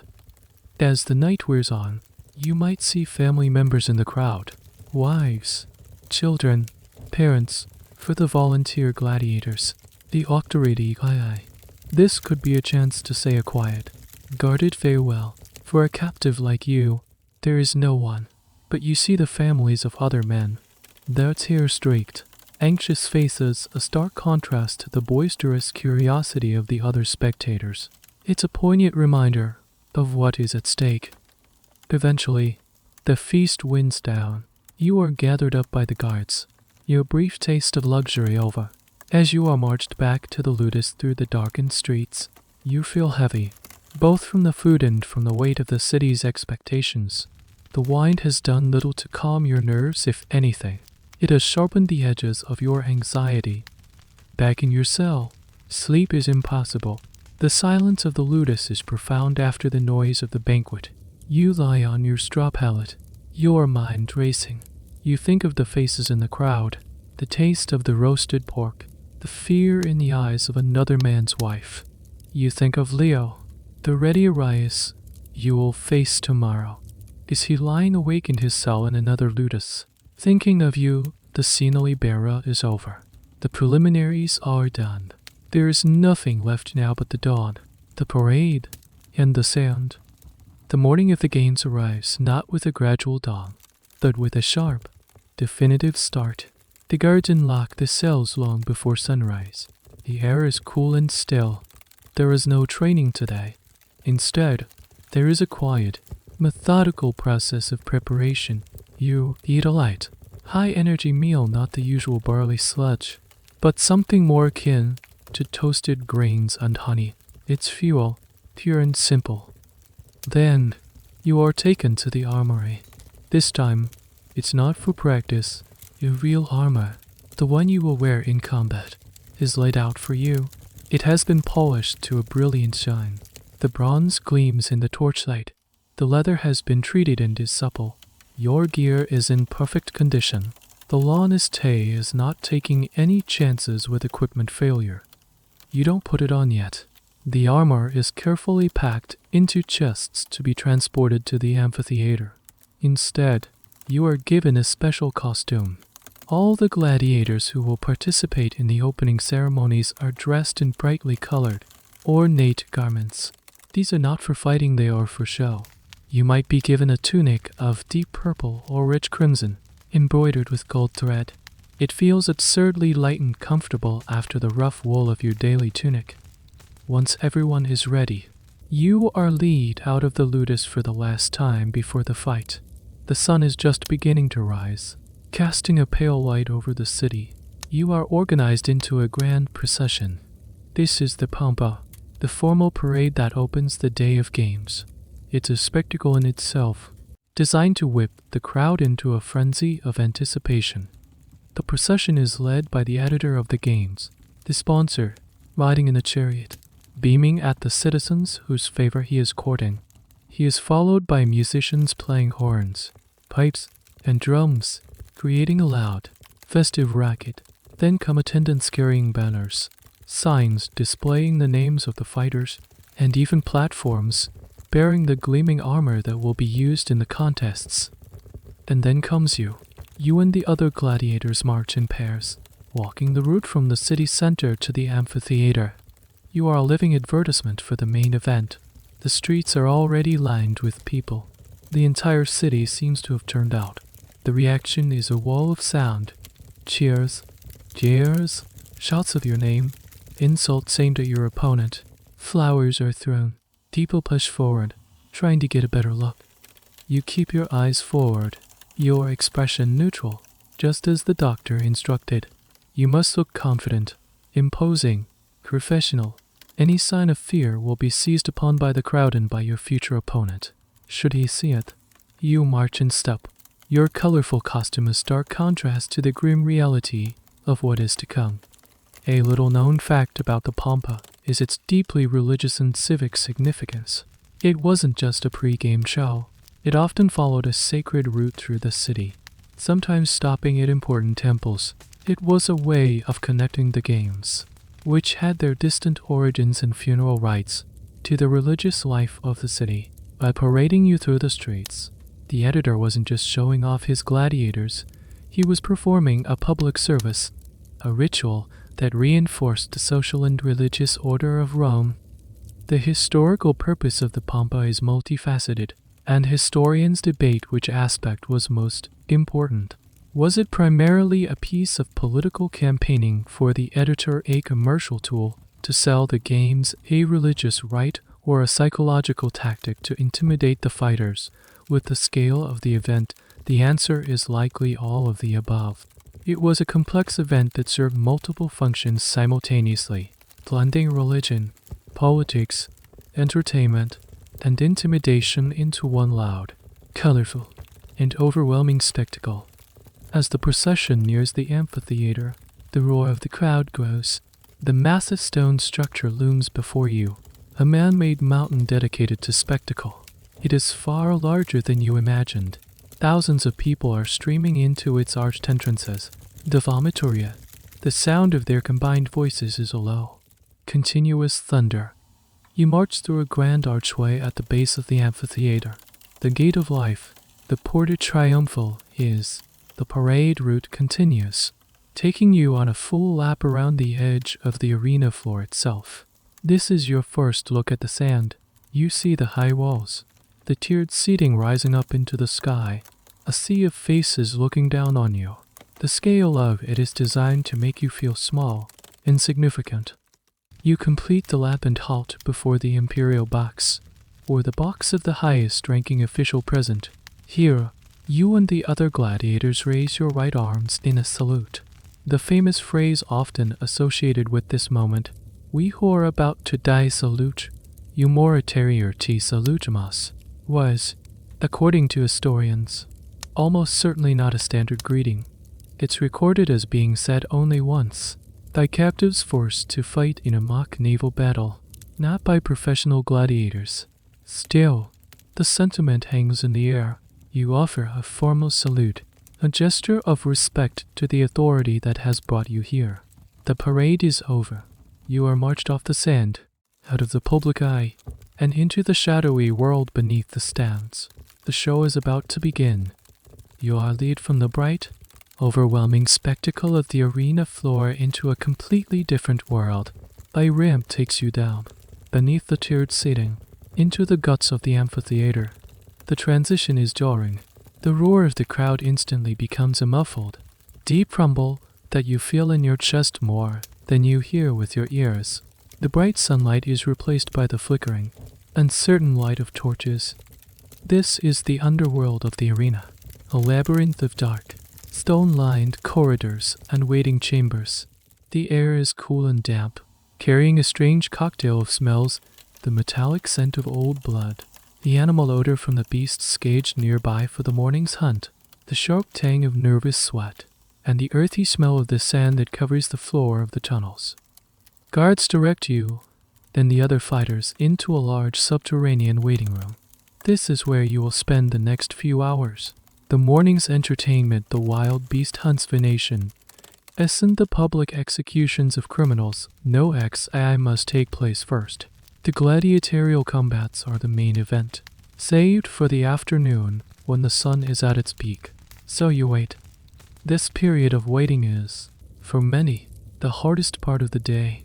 The adrenaline from the pampa has faded, leaving behind a cold, gnawing anxiety. There is nothing to do but sit and think.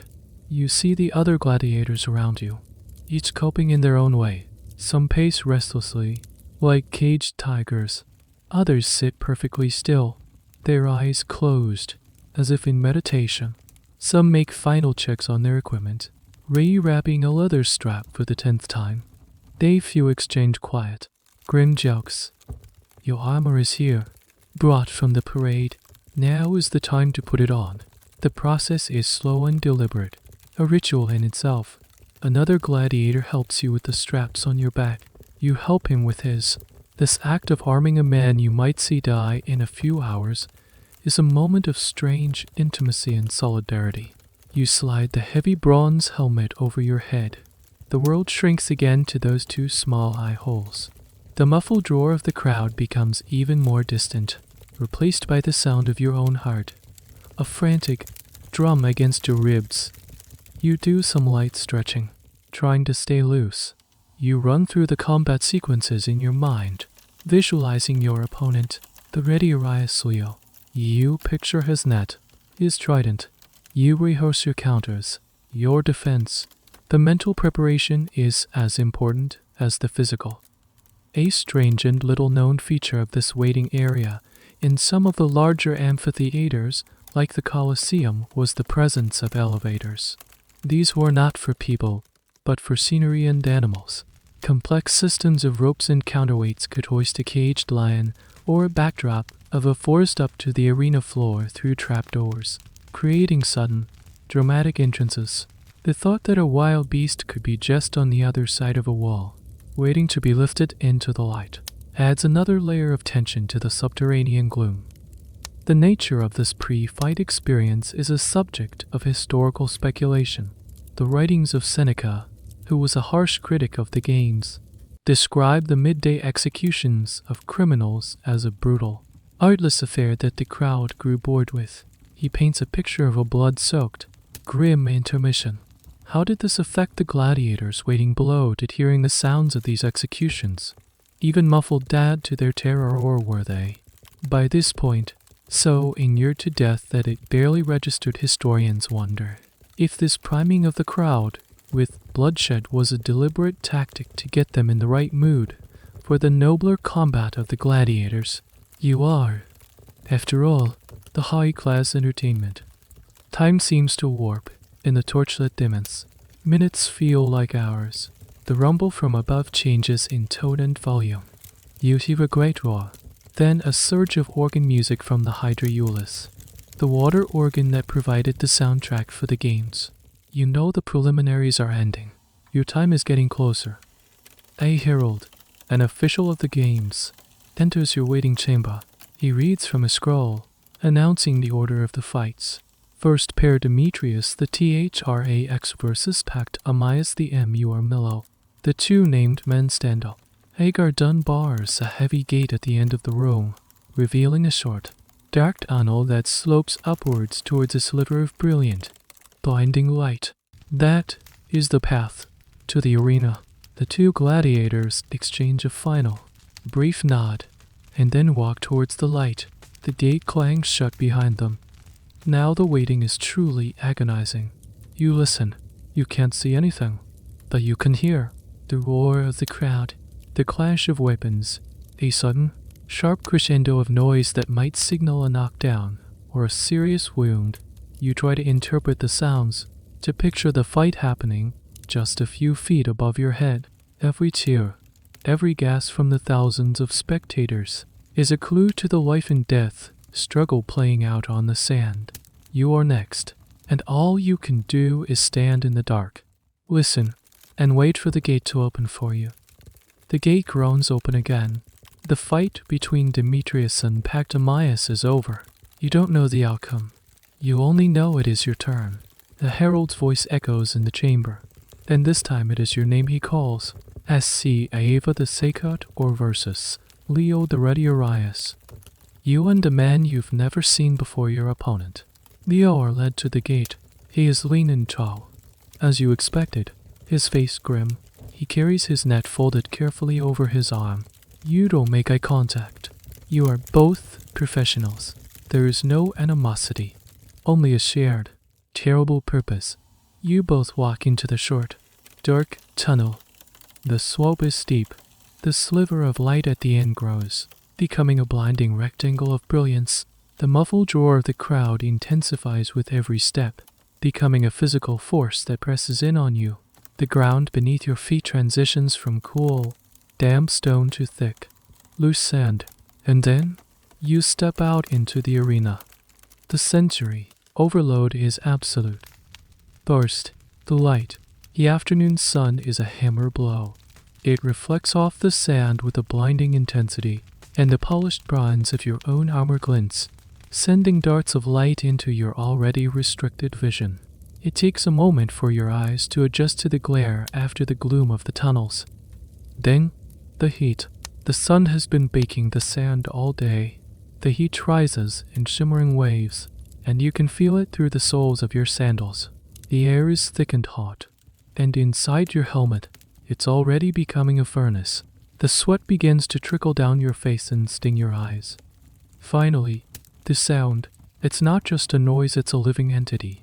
The roar of 50,000 people, a chaotic symphony of shouts, cheers, stomping feet, and the continuous, deep-throated rumble of a massive crowd.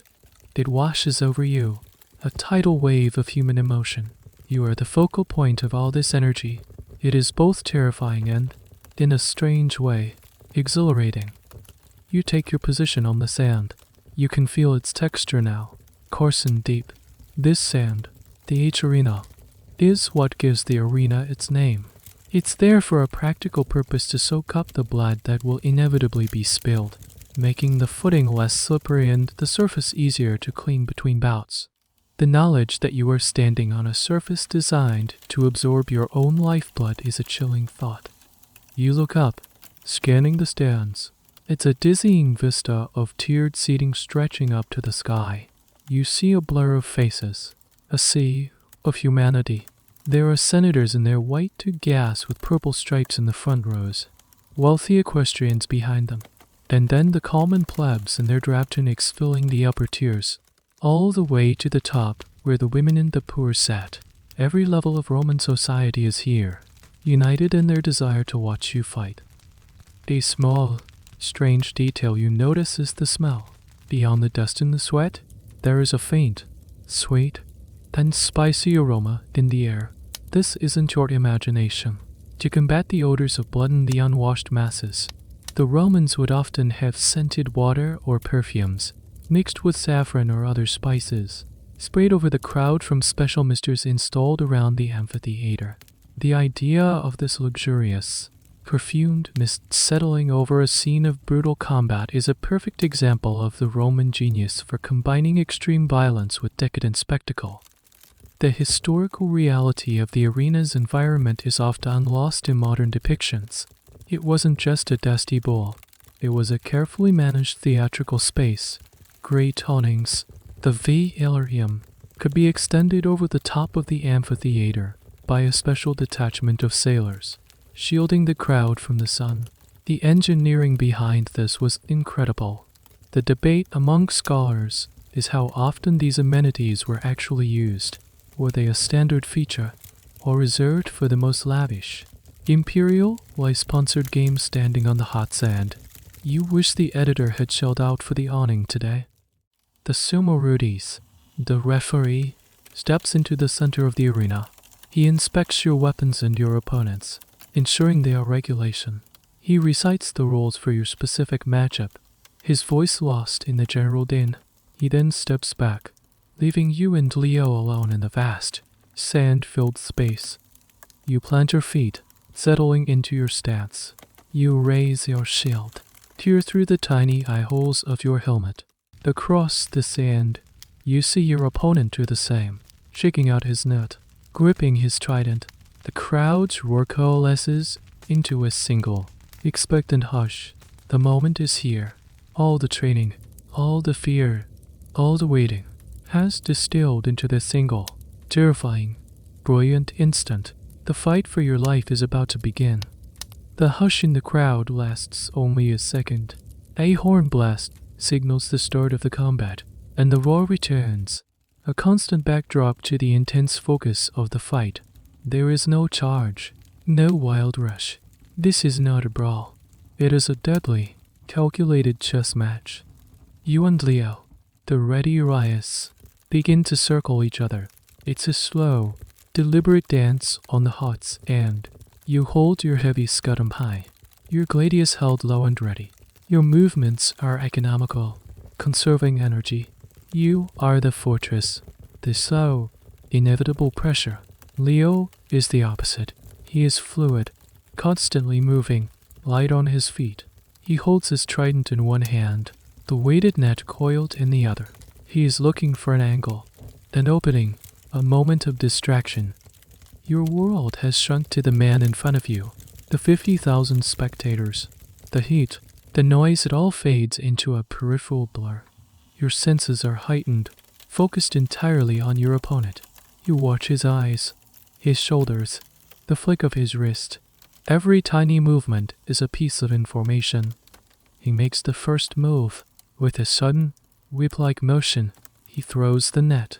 This is the moment you have drilled for 1,000 times. You don't retreat. You move forward, dropping into a low crouch behind your shield, your smooth helmet deflecting the weighted cords. The net slides over you and lands in a heap on the sand behind you. A collective groan rises from the crowd. The ready Urias' primary gambit has failed. Now he is vulnerable. His only weapons are the trident and the small dagger at his belt. He must retrieve his net, but to do so, he has to get past you.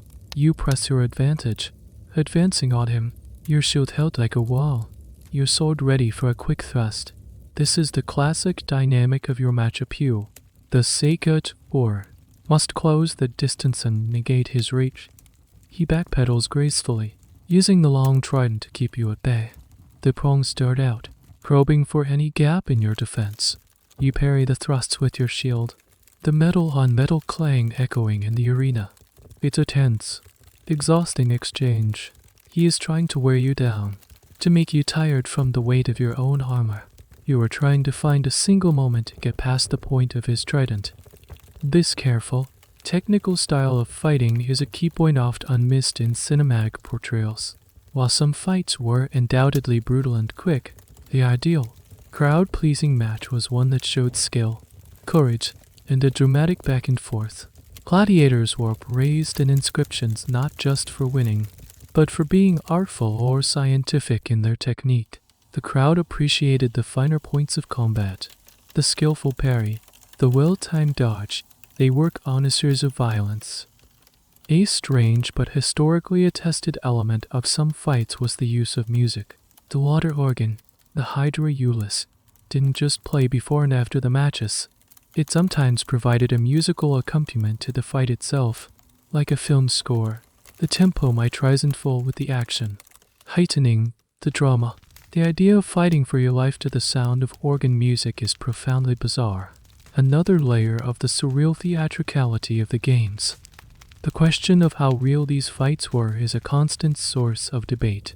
Were you and Leo genuinely trying to kill each other, or were you two professionals, like stuntmen, performing a highly dangerous but ultimately choreographed routine? The answer, most historians agree, lies somewhere in a murky middle ground. The danger was absolutely real. A mistake could lead to a fatal wound. However, both of you had a vested interest in not crippling or killing your opponent unnecessarily. A good, clean, dramatic fight that ended in a non-fatal submission was the ideal outcome for everyone: the fighters, the honeste, and even the crowd, who could then see their favorite heroes fight another day. You see an opening. As Leo thrusts with the trident, he overextends slightly. In that split second, you act. You don't attack his body. You slam the heavy boss of your shield against the shaft of the trident. Knocking it aside, you surge forward, inside his reach. He has no time to draw his dagger. He stumbles backward and falls to the sand. You are on him instantly, the point of your gladius at his throat. You do not press it. You simply hold it there. The arena falls silent. Leo, lying on his back, looks up at you. He knows he is beaten. He raises one hand, his index finger extended. It is the signal of submission, the ad digitatum. The combat is over. You have won. You stand victorious over your defeated opponent, your sword held steady at his throat. The silence in the amphitheater is deafening, a vacuum of anticipation. You have won the physical contest, but the most crucial moment of the entire ordeal is yet to come. You have defeated Leo, but you do not have the authority to decide his fate. That power belongs to the crowd, and ultimately, to the man who paid for all of this, the editor of the games. You look up from your fallen opponent towards the stands, specifically to the editor, S-Box. He will make the final decision, but he is a politician, a showman. He will not act without first gauging the will of the people. This is their moment. The crowd erupts. This is the part they have been waiting for. They are no longer passive spectators. They are active participants in the drama. They begin to signal their desire. Those who want Leo to be spared, perhaps because he fought bravely, or because they bet on him and want to see him fight again, will wave handkerchiefs or cloth smapai in the air. Those who want him to die will gesture with their thumbs. This is the origin of the famous thumbs up, thumbs down gesture. However, its historical accuracy is one of the most hotly debated details of gladiatorial combat. The traditional belief, popularized by a 19th century painting, is that thumbs down meant death and thumbs up meant life. However, many historians now believe it may have been the other way around, or something different altogether. The Latin term for the death signal is pollis verso, which means with a turned thumb. What does turn mean? Does it mean turned up, down, or sideways? Some scholars argue that thumbs up was actually the kill signal, meant to imitate the motion of drawing a sword. Others suggest the signal for death was a thumb pointed towards the throat, a gesture of mercy. Pollis compresso, with a pressed thumb, may have involved tucking the thumb inside a closed fist. The truth is, we don't know for certain. The evidence is scant and contradictory. Standing on the sand, you don't have time for historical debate. You are watching a sea of hands, trying to read the collective will. You see a mix of signals. Leo fought well. He didn't cower or flee. He was skillful. Many in the crowd appreciate this, under waving their cloths for mercy, but others are baying for blood.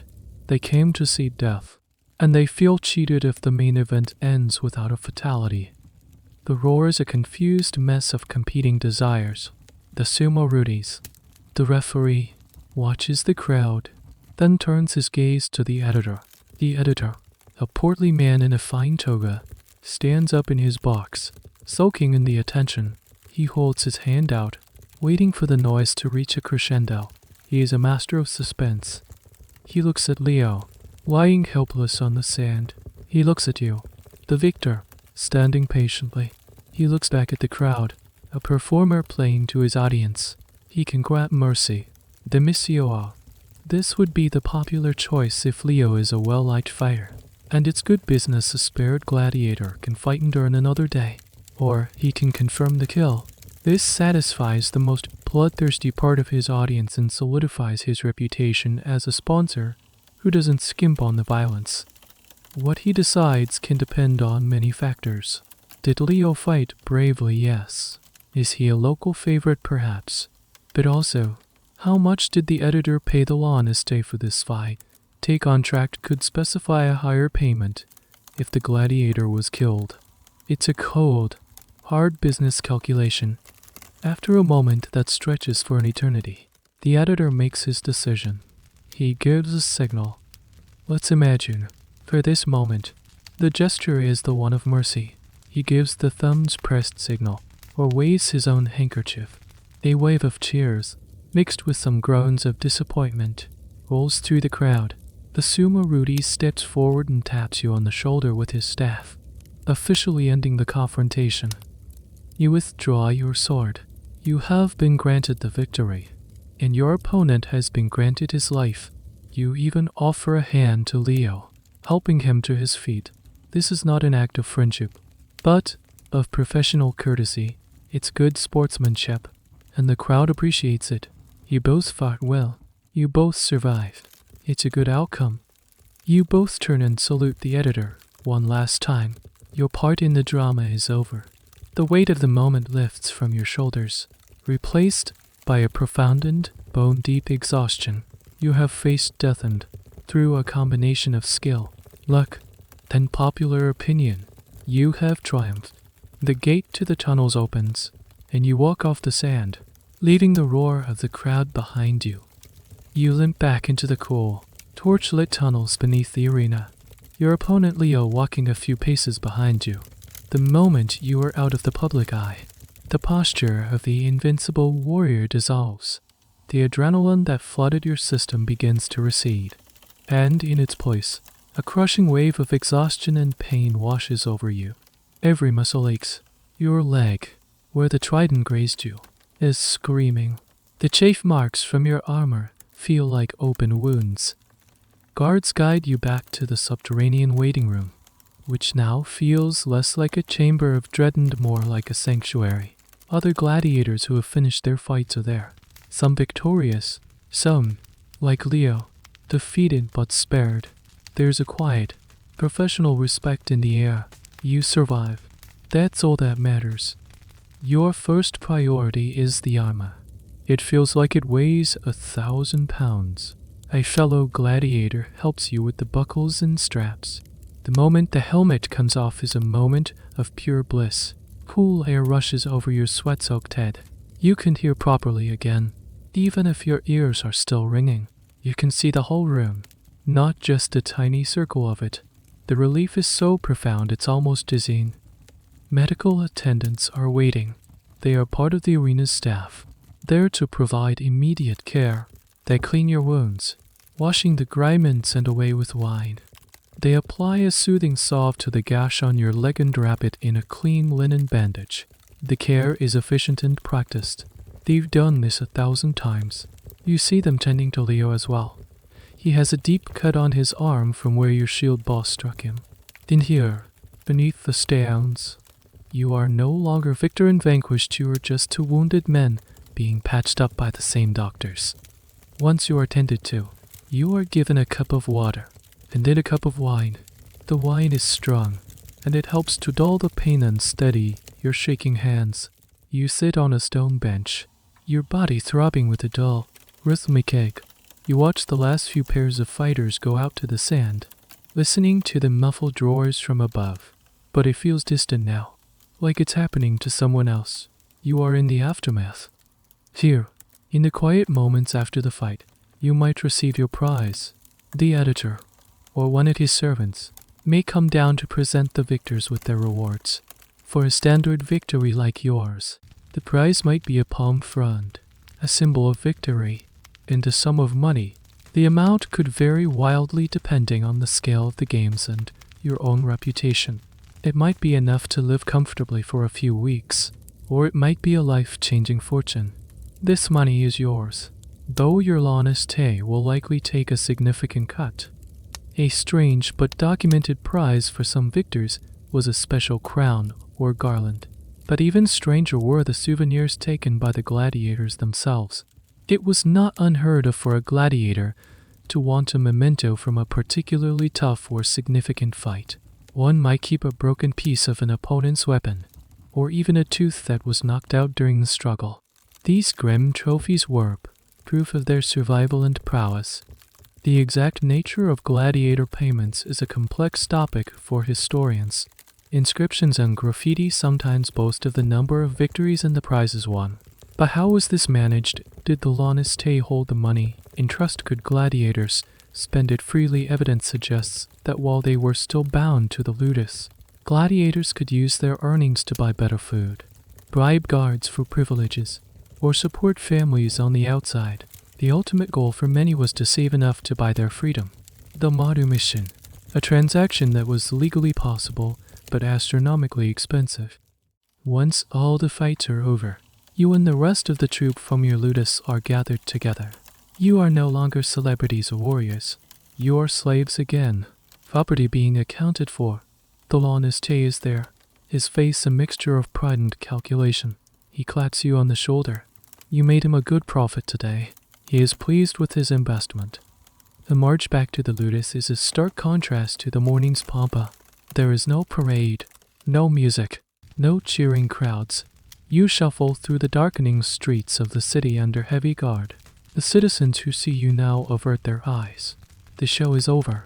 You are no longer heroes. You are just battered men, caked in sand and blood, being herded back to your cage. You arrive back at the school and are dismissed to your cells. You collapse onto your straw pallet, every part of your body protesting. But the physical pain is nothing compared to the profound, soul-deep weariness.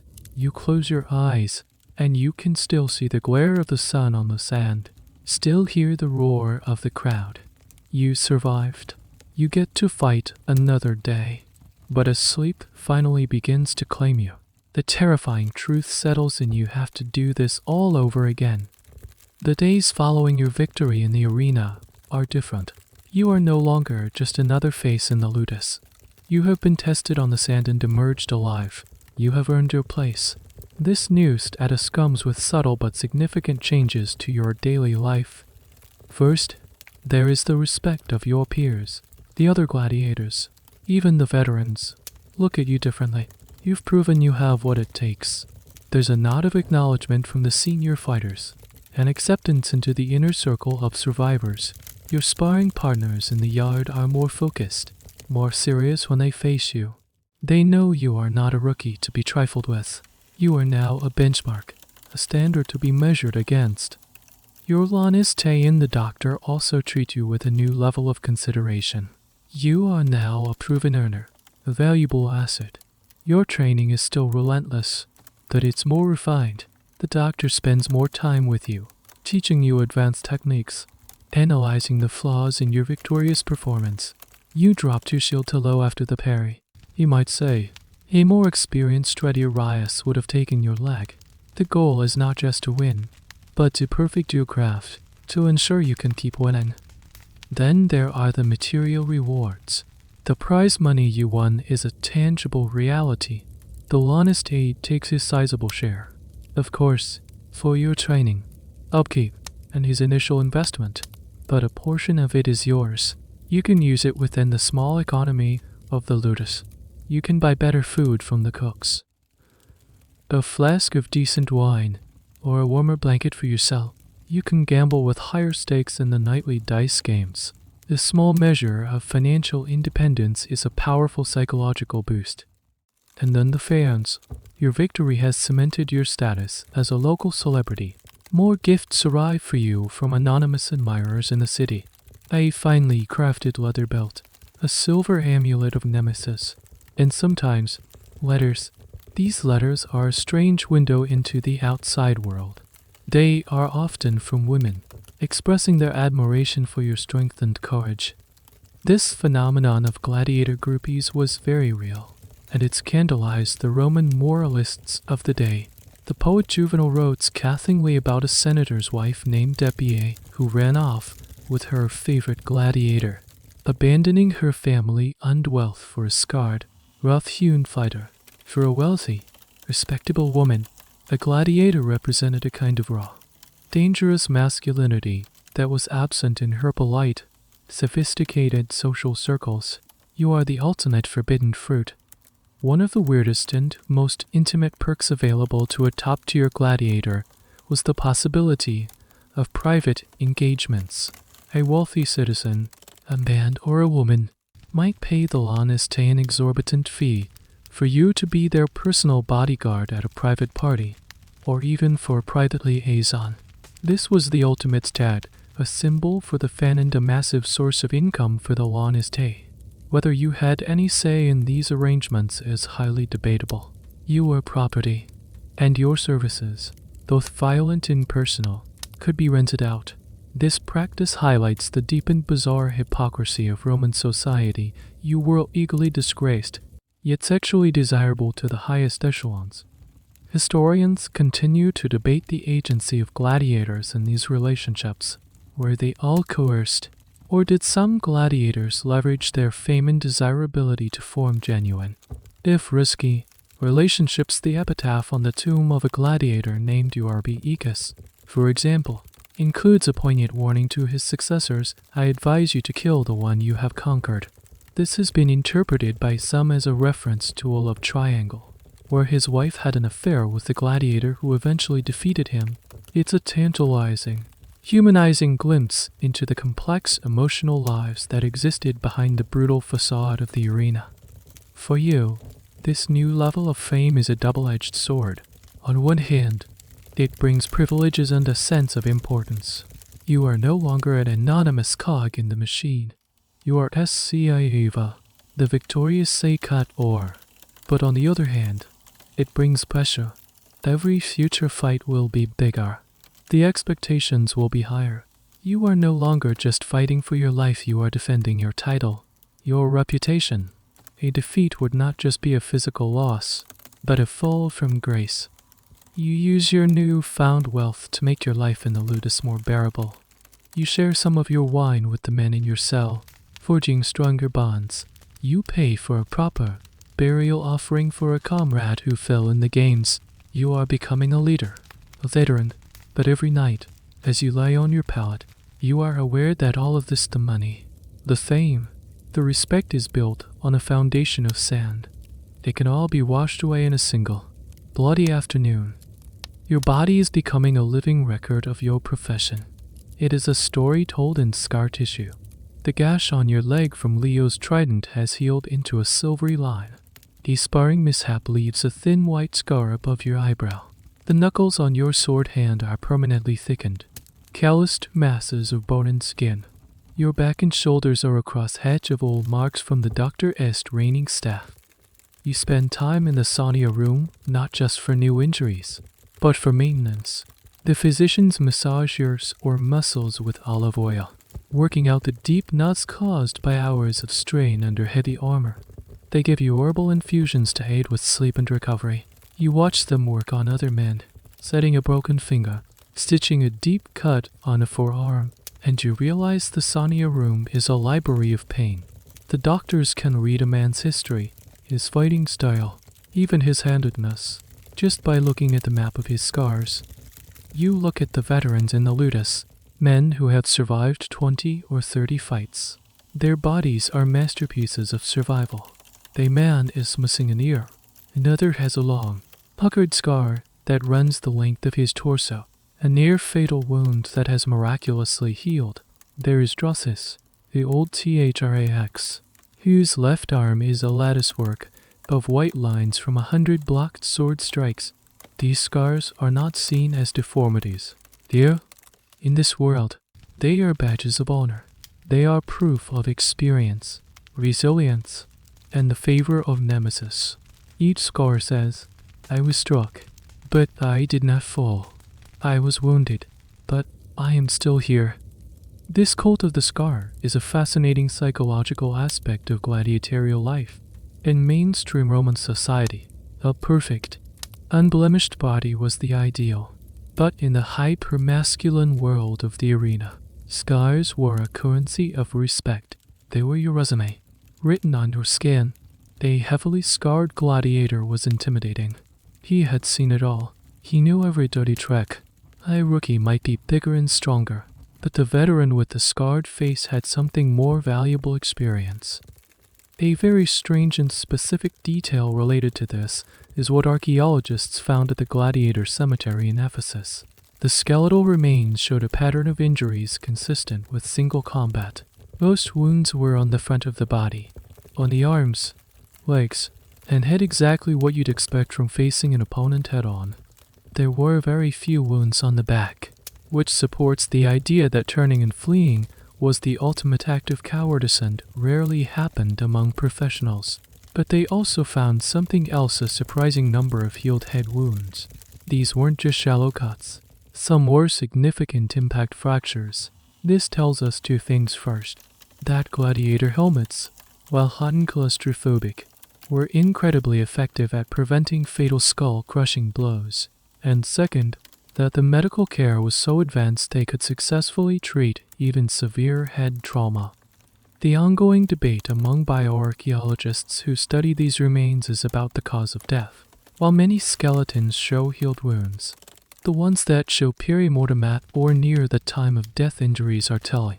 One recurring injury pattern is a neat, precise wound to the upper chest or neck, delivered from above.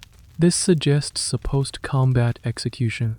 It supports the idea that many fights ended in a submission, after which the victor would stand over the loser and, if the signal was given, deliver a final, clinical coup de grace. Your scars tell the story of the fights you survived.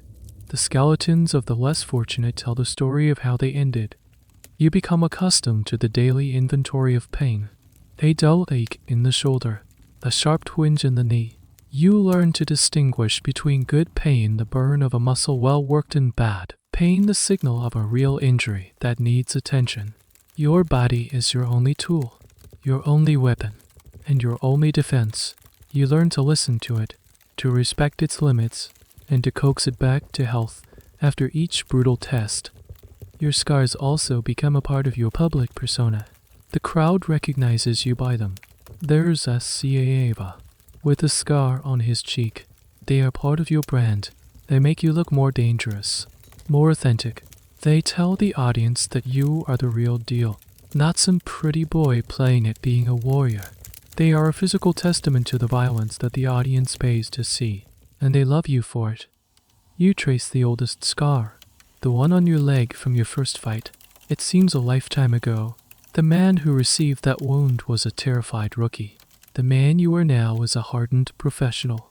The transformation has been written, line by line, onto your skin.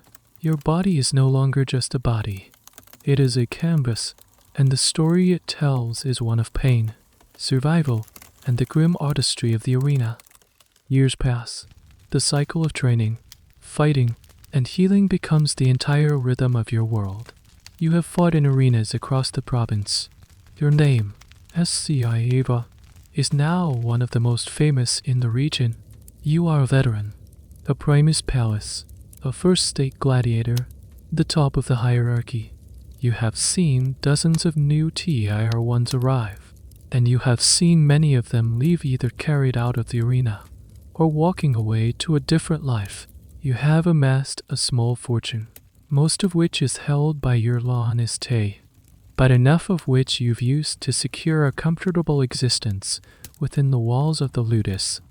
But with every fight, the toll gets heavier.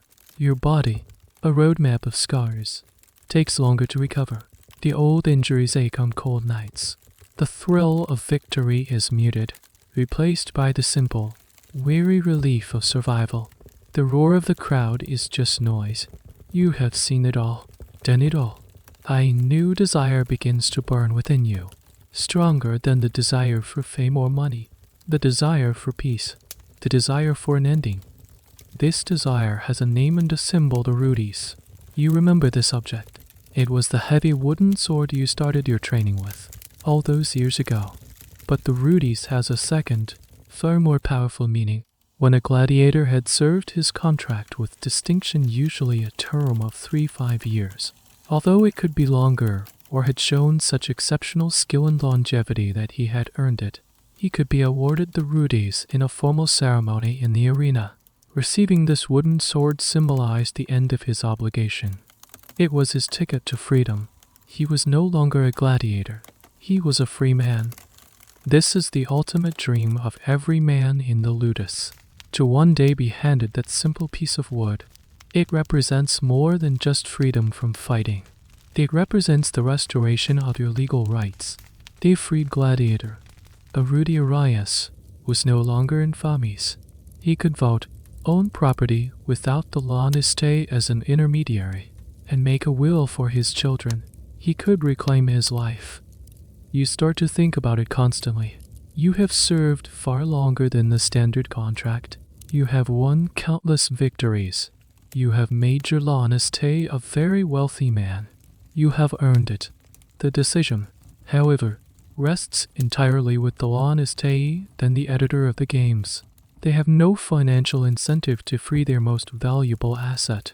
Freeing you means they can no longer profit from your fights. A fascinating and little-known fact is what many Rudis did after gaining their freedom. One might think they would want nothing to do with the world that had enslaved them, but many of them stayed.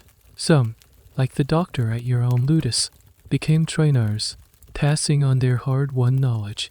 Their experience was invaluable. Others became referees, the sumo Rudis, officiating the fights, and some, perhaps the most puzzling of all, chose to continue fighting. As free men, they could negotiate their own contracts, commanding enormous appearance fees for a single fight. They were the legendary guest stars, the returning champions.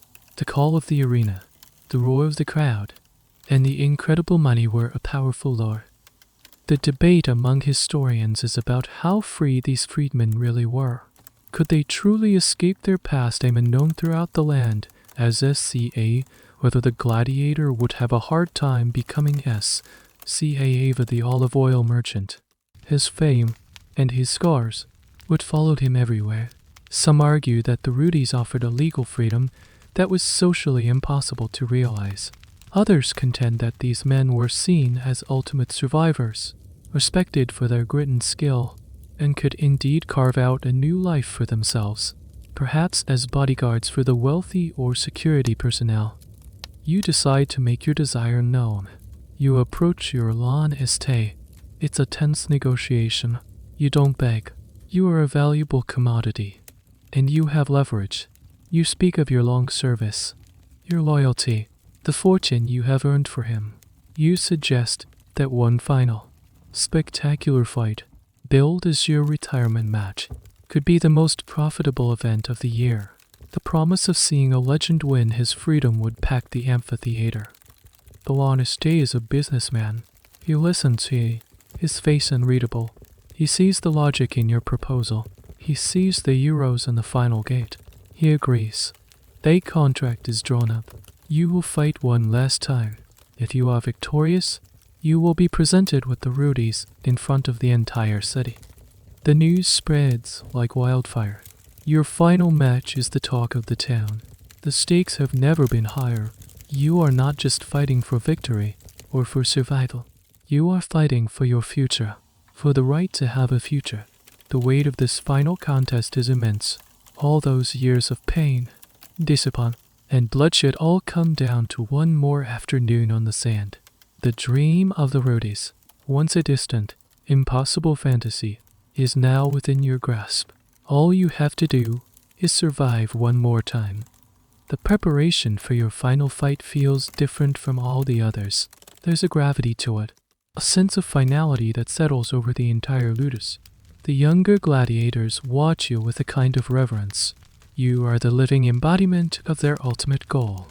If you can make it, maybe they can too. Your opponent is carefully chosen by the and the game's editor. He is a worthy adversary, a champion in his own right from another city, a formidable Milo. Known for his strength and aggression, the matchup is designed for maximum drama. The seasoned, tactical veteran versus the strong, ambitious challenger. The narrative is already written on the posters that plaster the city walls. See Ava's final stand. Will the legend win his freedom? You don't feel the sharp, panicked fear of your early days that has long been replaced by a cold, professional focus, but a new kind of anxiety has taken root. It's the fear of failure, the fear of falling at the final hurdle. After all these years, to lose everything in the last few moments is a prospect too cruel to contemplate. The night before the fight, there is another scenery barrel. This time, you are the undeniable star of the show. The onlookers are not just curious, they are paying homage. They toast your name. They tell stories of your past victories. It feels less like a pre-fight banquet and more like a retirement party, albeit one with a potentially fatal conclusion. You eat little, drink less. Your mind is already on the sand. On the day of the games, as you march in the pampa, the roar of the crowd is overwhelming. It's not just the usual bloodlust and excitement. There is genuine affection in their tears. You have been a part of their lives for years. They have watched you grow from a nervous rookie into a scarred champion. Your story is their story, and they have come to see its final chapter. Waiting in the tunnels beneath the arena, you go through your rituals for the last time. The familiar process of donning the armor feels like a sacred rite. The weight of the helmet, the muffled sound of your own breathing. It's the office you have inhabited for a lifetime. You look at your scarred hands as you grip the hilt of your gladius. How many times have they performed these same actions? When the herald calls your name, a hush falls over the waiting chamber. Even the guards seem to pause. You walk that final, sloping path towards the light. As you step onto the sand, the wave of sound that hits you is the loudest you have ever heard. The entire amphitheater is on its feet. Your opponent is already there, a mountain of muscle and bronze. You salute each other. A brief, professional acknowledgement. You salute the editor, who is beaming from his box, knowing he has a legendary event on his hands. The referee steps back. The horn blows. The fight is the hardest of your life. Your opponent is younger, stronger, and hungry for the fame that would come from defeating a legend. He presses you relentlessly. His attacks powerful and direct. You give ground, relying on your experience, your footwork, your ability to read his intentions. It's a classic battle of strength versus skill, youth versus experience. You use every trick you've ever learned. You deflect his powerful blows rather than trying to block them head-on, conserving your energy. You use the glare of the sun to your advantage, maneuvering him into a position where he is momentarily blinded. You are not just a fighter, you are a master of the arena's environment. The fight is long and grueling. Both of you are bleeding from minor wounds. The crowd is in a frenzy, living and dying with every blow. You feel your age. Your lungs burn. Your old injuries scream in protest. You are reaching the limits of your endurance. A little-known aspect of gladiatorial combat is the concept of tactical surrender for a rematch. Sometimes, a gladiator who felt he was outmatched or simply having a bad day could signal submission early, hoping to be granted missio mercy with the understanding that the crowd would demand a rematch diluvium at a later date. This was a risky move, but it was an option for a popular fighter. This is not an option for you. This is the end. There are no more rematches. The end comes suddenly. Your opponent, growing impatient, commits to a massive overhead swing, leaving himself exposed for a split second. It's the opening you've been waiting for. You don't have the strength for a powerful counterattack. Instead, you do something unexpected. You duck under his swing and ram your shield into his leading knee. There's a sickening crunch. He bellows in pain and stumbles, his leg giving way. He falls to the sand, not from a clean sword thrust, but from a calculated, attritional tactic. He is disarmed and helpless.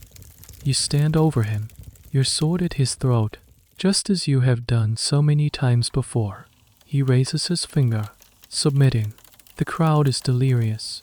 They are all waving their handkerchiefs, screaming for you, for the perfect tending to your story. The editor doesn't even hesitate. He stands and makes the gesture of mercy for your opponent, then points to you. A servant runs onto the sand, carrying not a palm frond or a bag of coins, but a simple, polished wooden sword, the Rudis. The referee takes it and presents it to you. You take it in your hand. It's light, almost weightless. You hold it up to the crowd, and the roar is a physical thing, a wave of pure joy that washes over you. It's over. You have done it. You are free. You walk off the sand for the last time. The wooden Rudis clutched in your hand. It feels more valuable than all the gold you have ever won. The cheering of the crowd follows you back into the tunnels, but it sounds different now. It's no longer the sound of your workplace. It's the sound of a world you are leaving behind. Back in the now familiar waiting area, the other gladiators from your ludus surround you. They clap you on the back. They touch the Rudis with a kind of reverence. There is no envy, only a shared, profound sense of victory. You are the proof that the dream is possible.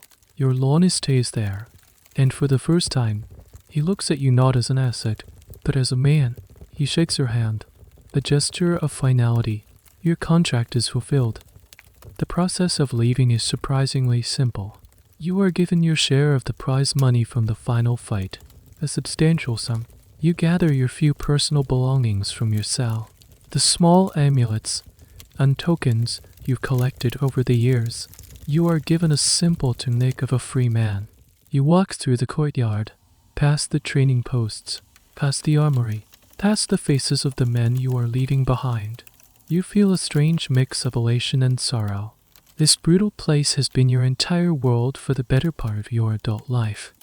You reach the main gate, the same gate you entered through, all those years ago, as a terrified, nameless captive. The guard who unbolts it for you now looks at you with respect. He opens the gate, and you step outside. The sounds of the city, the rattle of carts, the chatter of merchants, the laughter of children rushing. They sound alien, wonderfully normal. The gate clangs shut behind you, not with the sound of imprisonment, but with the sound of release. You are a free man. The what now? This is the great, unanswered question for a retired gladiator. Your entire existence has been structured, disciplined, and controlled. Every meal, every hour of training, every fight was dictated by others. Now, you wake up in a small room you've rented in the city, and the day is a blank slate.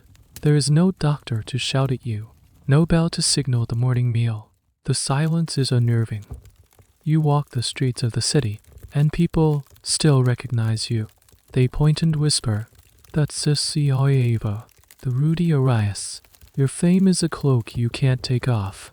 Some doors are open to you. Wealthy patrons might offer you a job as a bodyguard or a security chief for their villa. Your reputation as one of the deadliest men in the province is a powerful deterrent to would-be thieves. This was a common career path for many ex-gladiators. A strange but historically documented path. For some was to become a kind of ancient celebrity fitness instructor. Wealthy young men who romanticized the life of a gladiator would pay a fortune to be trained privately by a legend like you. You could open your own small training school, a private Rudis for the elite, teaching them the fundamentals with blunt weapons. It's a bitter irony teaching the sons of senators the art that you were forced to learn as a slave. The historical evidence for the later lives of Rudis is sparse, often pieced together from tombstones and rare mentions in literature. Did they find peace? Did they marry and have families? The epitaph for a gladiator named Flamme, who famously refused freedom for times, says he lived to be 30. That was considered a full life in your profession. You have already outlived him. Every day is a gift, but it's a gift you don't know what to do with.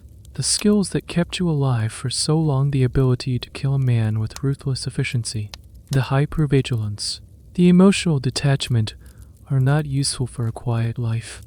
You find yourself drawn back to the amphitheater, not as a fighter, but as a spectator. You sit high in the stands, watching two new fighters on the sand below. You see their mistakes, their tells, their moments of fear and flashes of brilliance. You understand the deadly dance better than anyone, but it feels distant, like a dream you once had. The roar of the crowd is just a noise again. You look at the faces around you, their eyes hungry for the spectacle, and you realize you are no longer one of them. You are no longer one of the performers, nor are you one of the audience. You are something in between, a ghost haunting the scene of your former life. The sun sets, casting long shadows across the city. You walk back to your small room, the Rudis sitting on your table. It's a symbol of your freedom, but also a constant reminder of the price you paid for it. The scars on your body ache. The faces of the men you fought, the men who fell, visit you in your quiet moments. You have escaped the arena, but you wonder if the arena will ever truly escape you. Your new life has just begun, a life of quiet, uncertain peace, far from the blood and the sand. The story is over now. The roar of the crowd has faded, leaving only the soft hum of the fan in your room. The dust of the arena has settled. As Eva, our gladiator, has found his quiet, uncertain peace. You can let go of his story now. Let the tension in your shoulders release. Feel the weight of the armor fall away, the tightness in your chest and wind. You are not in the tunnels, waiting for the gate to open. You are safe in your bed. The only battle you face is the gentle slide into slumber. Imagine the flickering torchlight of the story giving way to a soft, steady glow behind your closed eyelids. The sounds of the ancient city melt away, replaced by the steady, rhythmic beat of your own heart, a slow and peaceful drum.